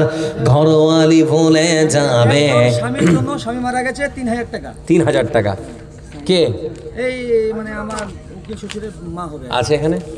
তার 2000 টাকা। 5000-এর একটা কলম হবে না? 3000 টাকা হয়েছে। একটু যাও না, দেখো। আর 2000 টাকা দিয়ে 5000, বিসমিল্লাহ হোক। একজন মা হয়তো, সম্ভবত মা বলছি আপনাকে, কেউ আছেন 3000 টাকা দিয়েছেন, আর 2000 টাকা। আর 2000 টাকা লাগবে, বেশি নয়। 5000 তাহলে হবে। একটা কলম আপনি শুধুমাত্র বিসমিল্লাহ করুন। আচ্ছা সাদ্দাম ভাই, আসছে কি ওদিক থেকে? আসছে না? আসছে না? কটা যে হয়েছে বলতে পারবো না। এদিকে মোটামুটি 16-17টা হলো। আর কেউ আছেন? 1000 করে দেবেন। 1000 করে। আজকে আপনাদের যিনি প্রধান আকর্ষণ, জালসার যে প্রধান বক্তা, উনি পূর্ণিয়া বিহার থেকে আপনাদের কাছে ছুটে এসেছেন। আর কিছুক্ষণ পরে হয়তো উনি চলে আসবেন। আর আপনার তো 5-7-10 মিনিট যদি আমাকে কিছু দেন, তাহলে ওনাকে আমি ছেড়ে দিয়ে ভালো মতো যেতে পারবো। আপনারাও সুন্দর করে বসে আলোচনা শুনতে পারবেন। আর কে আছেন দেবেন 1000 করে? 1000, বেশি নয় 1000। আচ্ছা, এর মধ্যে আলোচনাটা চলুক নাকি? আপনারা বিরক্ত হয়েছেন, এবার নতুন বক্তা আনতে হবে? বিরক্ত হয়েছেন নাকি? আচ্ছা, আমি আর 10 মিনিট আমি আপনাদের কাছে আছি, তার মধ্যে আলোচনাটা গুটিয়ে নিই। মানে অহংকারের ভয়ঙ্কর যে পরিণাম, একজন অহংকারের ভয়ঙ্কর পরিণাম আগের ইতিহাস থেকে দেখাবো। এই ইতিহাস থেকে দেখিয়েছে 3 জন। আমরা দেখেছি আপনার হচ্ছে শ্রীলঙ্কা, বাংলাদেশ এবং আমাদের পার্শ্ববর্তী নেপাল। নেপালের কজন 5000 হয়ে গেছে। হয়ে গেছে? 5000। আলহামদুলিল্লাহ, নারায়ে তাকবীর। সব ইনকিলাব বলা পার্টি নাকি জি? নারায়ে তাকবীর। আর কে আছেন আমার বন্ধু? আসুন। আচ্ছা, আসলে বুঝতে পারছি না, আমরা যারা ওই পুকুরে বড়শি না কি ফেলে মাছ ধরে না, ওটা কি বলে? বড়শি, ছিপ। ছিপ ধরে ছিপের বুকে একটা টপ দিয়েছে, যে মাছটা খেতে আসছে ও যদি জানতো যে আমাকে ছিপে করে উপরে উঠাবে, ওরা তখন আমাকে বাড়িতে নিয়ে গিয়ে ভালো করে আঁশটা ছাড়াবে, তারপরে বটিতে আমার শরীরটাকে পিস পিস করে কাটবে, ভালো করে পরিষ্কার করে গরম তেলে ভাজবে, তারপরে আবার মশলা টসলা দিয়ে রান্না করে আমাকে খাবে। আচ্ছা, আপনারা বলুন, তাহলে পরে জীবনে ওই টপটাতে মুখ দিত? কথা বলে না, মুখ দিত? জীবনে মুখ দিতে আসতো না। শেঠ 2000। কে? শেঠ শেখ? শুধু শেখ? শেঠ ওর নাম। শেঠ কই? শেঠ ভাই এখানে আছেন? আছে কোনটা দিন? কই যে টুপিওয়ালা মানুষ? ওই যে পিছনে বসে আছে মনে হয়। আচ্ছা, ওইখানে নাকি? শেঠ ভাই কই? একটু আসো ভাই। আচ্ছা, আমার কাছে একটু আসেন। জোর জুলুম কিচ্ছু নেই আল্লাহর ঘরের জন্যে। 2000 টাকা দিয়েছেন, খালি একটু মুখটা দেখবো। একটু আসেন ভাই, কোনো জোর জবরদস্তি কিচ্ছু নয়, মসজিদের জন্য কোনো জুলুম নয়। শেঠ ভাই একটু আসো না গো। হ্যাঁ, সোনা কই যে হাত ধন মানিক, আসো লোকটাকে। আচ্ছা, একটু আসো না, একটু আসো না, একটু আসো ভাই আমার, একটু আসো। যাক, জোর জুলুম নয়। খুব সুন্দর চেহারা গো, যুবক ছেলে নাকি? সাদ্দাম, বিয়ে হয়নি? তাহলে তো ভালো বউ দিতে হবে। বেশ ভালো হাট্টা কাটা যুবক ছেলে। হ্যাঁ, চেহারাটা সুন্দর খুব, এই অল্প বয়সে সেট হয়ে গেছে, যাক আলহামদুলিল্লাহ। হ্যাঁ, দারুণ সেট নাকি? না, আচ্ছা যাক, যাই হোক, আল্লাহ কবুল করুক। আর এরকম করে আল্লাহ দিনকে সহযোগিতা করে যাক। ভাই 2000, বয়স কত হলো? 27-28 হবে লাগছে নাকি? হ্যাঁ, ওরকমই হবে, বুঝে তো বোঝা যাচ্ছে। বেশি হবে? 30 পার? তাই এতদিনও বিয়ে হয়নি কেন? ভালো বউ পাওয়া যায়নি নাকি? ভাই এদিকে আসো, এদিকে আসো। না, এদিকে আসো। আচ্ছা, বউ কি খুঁজে দিব নাকি? না, বউ অসুবিধা নেই, বউ যদি খুঁজতে বলে তো খুঁজবো ভালো বউ, যে বউ হয়তো ঝগড়া করবে না, রাত্রে মারবে না। আচ্ছা, আর 3000 হবে না? 5000, 3000। আচ্ছা শোনো, জোর জুলুম নয়। 5000 টাকা আমি আমার ভাইয়ের কাছে নিব, দুটা জোড়া করব। যখন মন হবে 1 মাস পরে দিও, আর 2000 টাকা অসুবিধা। 3000 তো হয়ে গেল। আচ্ছা বলি, আকাশ থেকে আল্লাহ প্রধান 4টা কিতাব নাজিল করেছে। 1000 টাকাতে 4000 করে দাও। তাহলে যাক, তোমার কথা না আমার কথা না, হবে ইনশাল্লাহ। হ্যাঁ, আচ্ছা 1000 দিলে তো 5000 হয়ে যেত। আচ্ছা 5000 নাকি? এ ভাই, এ শোনা আমার 5000 কর দাও ভাই। শোনো, তুমি তো রাজি হয়ে গেলে 4000 কি না? 4000। আচ্ছা শোনো না, 1000 দিলে আল্লাহ বিত্রুনি হিব্বুল বিত্রা, আল্লাহ বেজড় পছন্দ করে। আচ্ছা করে দাও না, রাগ করে। আরেকটা 1000 টাকা তো, বেশি তো নয়। যাক আলহামদুলিল্লাহ। আচ্ছা, আপনারা চাইছেন তো নাকি 1000 দিয়ে দিক? সবাই চাইছে, যাক আমার ভাইকে আল্লাহ কবুল করুন দিনের জন্য। 5 আলহামদুলিল্লাহ, নারায়ে তাকবীর। আল্লাহ আমার ভাইকে দিনের জন্য কবুল করুন। আল্লাহুম্মা সাল্লি আলাইহি, আল্লাহুম্মা বারিক। ভাই লস হয়ে গেল নাকি গো? লস হয়েছে নাকি? এ শেঠ ভাই, লস হয়ে গেলে ভাই লিখবো না, 3000 লিখবো। আচ্ছা, একজন দিয়েছে 500, আরেকজন দিয়েছেন 500, আরেকজন দিয়েছে 300। আল্লাহুম্মা সাল্লি আলাইহি, আল্লাহুম্মা বারিক আলাইহি। আসুন, আর কে দেবেন? আর যারা দিবেন চটচট করে আসুন। কে আর দেওয়ার মতো আছেন একটু তাড়াতাড়ি করে আসুন। এবার কোরআনে কারীমের ভাষায় অহংকারীকে জব্দ করার জন্য আল্লাহ রাব্বুল আলামিন এই ফেরাউন নামক অহংকারের কাছে তার রাসূল, তার নবী মুসা আলাইহিস সালামকে প্রেরণ করছেন। কোরআনে কারীমের ভাষায় আল্লাহ রাব্বুল আলামিন তিনি বলেন, ইযহাবু ইলা ফিরআউনা ইন্নাহু তাগা ফাকুল হাল লাকা ইলা আন তাযাক্কা। আল্লাহ বলছেন, ফেরাউন যাও, ফেরাউনের কাছে যাও, মুসা ফেরাউনের কাছে যাও, সে খোদাদ্রোহী হয়েছে, সীমা লঙ্ঘন করেছে। এমনকি সে নিজেকে আল্লাহ বলে দাবি করেছে। তার কাছে গিয়ে বলো যে আল্লাহ এক হোক, তার হুকুম মানতে হবে। গিয়ে যখন বলছে, ও তখন ওর ভাষায় কি বলছে জানেন? আল্লাহ সেটা কোরআনে বলছেন। ফেরাউন তখন বলতে আরম্ভ করেছে, وقال فرعون يا أيها الملأ ما عملت لكم من إله غيري ফেরাউন তখন তার সভাসদ, তার নেতাগোতা, তার চামচাচেলা সবাইকে তখন বলছে, আচ্ছা তোরা বলছো তোদের রব কে? তো বলছে তুমি। বলে তো আমি ছাড়া তোমাদের কাছে আর কোনো আল্লাহ আছে? বলে না, আপনি আমাদের রব, আপনি আমাদের আল্লাহ। এবার আল্লাহ তাদের জব্দ করার জন্য কয়েকটা আকাশী মানে আযাব প্রেরণ করেছেন, সেগুলো আল্লাহ কোরআনে কারীমের ভাষায় বলছেন।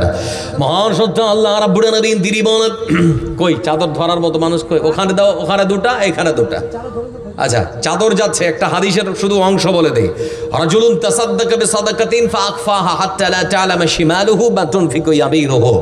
আল্লাহ রাব্বুল আলামিন রাসূল তিনি বলেছেন, 7 প্রকারের মানুষ আল্লাহর ভালোবাসার ছায়ায় সেই দিন জায়গা পাবে। তার মধ্যে শেষের দিকে সেই মানুষ, যে মানুষ দান করে ডান হাতে দেয়, বাম হাত জানতে পারে না। মানে আপনি এমন ভাবে দেন যে আপনার পাশে থাকা মানুষ বুঝতে পারে না যে আপনি কত টাকা দান করলেন। এটা আল্লাহর কাছে খুবই পছন্দের। আল্লাযীনা ইউনফিকুনা ফিস সাররা ওয়াদ দাররা ওয়াল কাযিবিনাল গায়জ ওয়াল আফিনা আনিন নাস। আল্লাহর কাছে কয়েকটা মানুষ খুবই পছন্দের, তার মধ্যে সেই মানুষ আল্লাহর কাছে খুবই পছন্দের যে তার সম্পদ থেকে বেশি যখন থাকে বেশি দেয়, যখন কম থাকে তখন কম দেয়। কিন্তু দেয়, কখনো নিজেকে মানে দান করা থেকে নিজেকে দূরে রাখে না। কম থাকলে কম দেয়, বেশি থাকলে বেশি দেয়। এই মানুষগুলো আল্লাহ খুবই পছন্দ করেন এই মানুষগুলোকে। এই জন্যে চাদর যাচ্ছে, আমার বিশ্বাস কেউ দেখুক না দেখুক আল্লাহ রাব্বুল আলামিন দেখছেন। আপনার মনের সমস্ত রকমের চাওয়া পাওয়া আল্লাহর কাছে তুলে ধরুন, আল্লাহ আপনাদের মনের চাওয়া পাওয়া মিটাতে পারেন।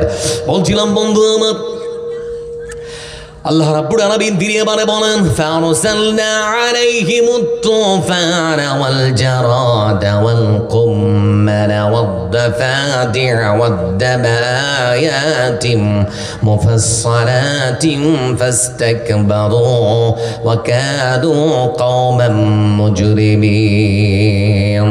সংবিধানের রাষ্ট্র ধর্ম নিরপেক্ষ বলে তোমার কেন জলে রে বন্ধু, তোমার কেন জলে, তোমার কেন জলে রে বন্ধু, তোমার কেন জলে। ইসলাম হলো শান্তির ধর্ম, আছে সুবিচার, অন্য ধর্মের প্রতি কভু করে না বিচার। ইসলাম হলো শান্তির ধর্ম, আছে সুবিচার, অন্য ধর্মের প্রতি কভু করে না বিচার। মিলেমিশে থাকার কথা, মিলেমিশে থাকার কথা নবী দিয়েছেন বলে, তোমার কেন জলে রে বন্ধু, তোমার কেন জলে, তোমার কেন জলে রে বন্ধু, তোমার কেন জলে। আছে নিষেধ ধর্ম নিয়ে করা বাড়াবাড়ি, না জানিলে কোরআন খুলে দেখো তাড়াতাড়ি। আছে নিষেধ ধর্ম নিয়ে করা বাড়াবাড়ি, না জানিলে কোরআন খুলে দেখো তাড়াতাড়ি। যার ধর্ম সে করবে পালন, কোরআনেতে বলে, তোমার কেন জলে রে বন্ধু, তোমার কেন জলে, তোমার কেন জলে রে বন্ধু, তোমার কেন জলে।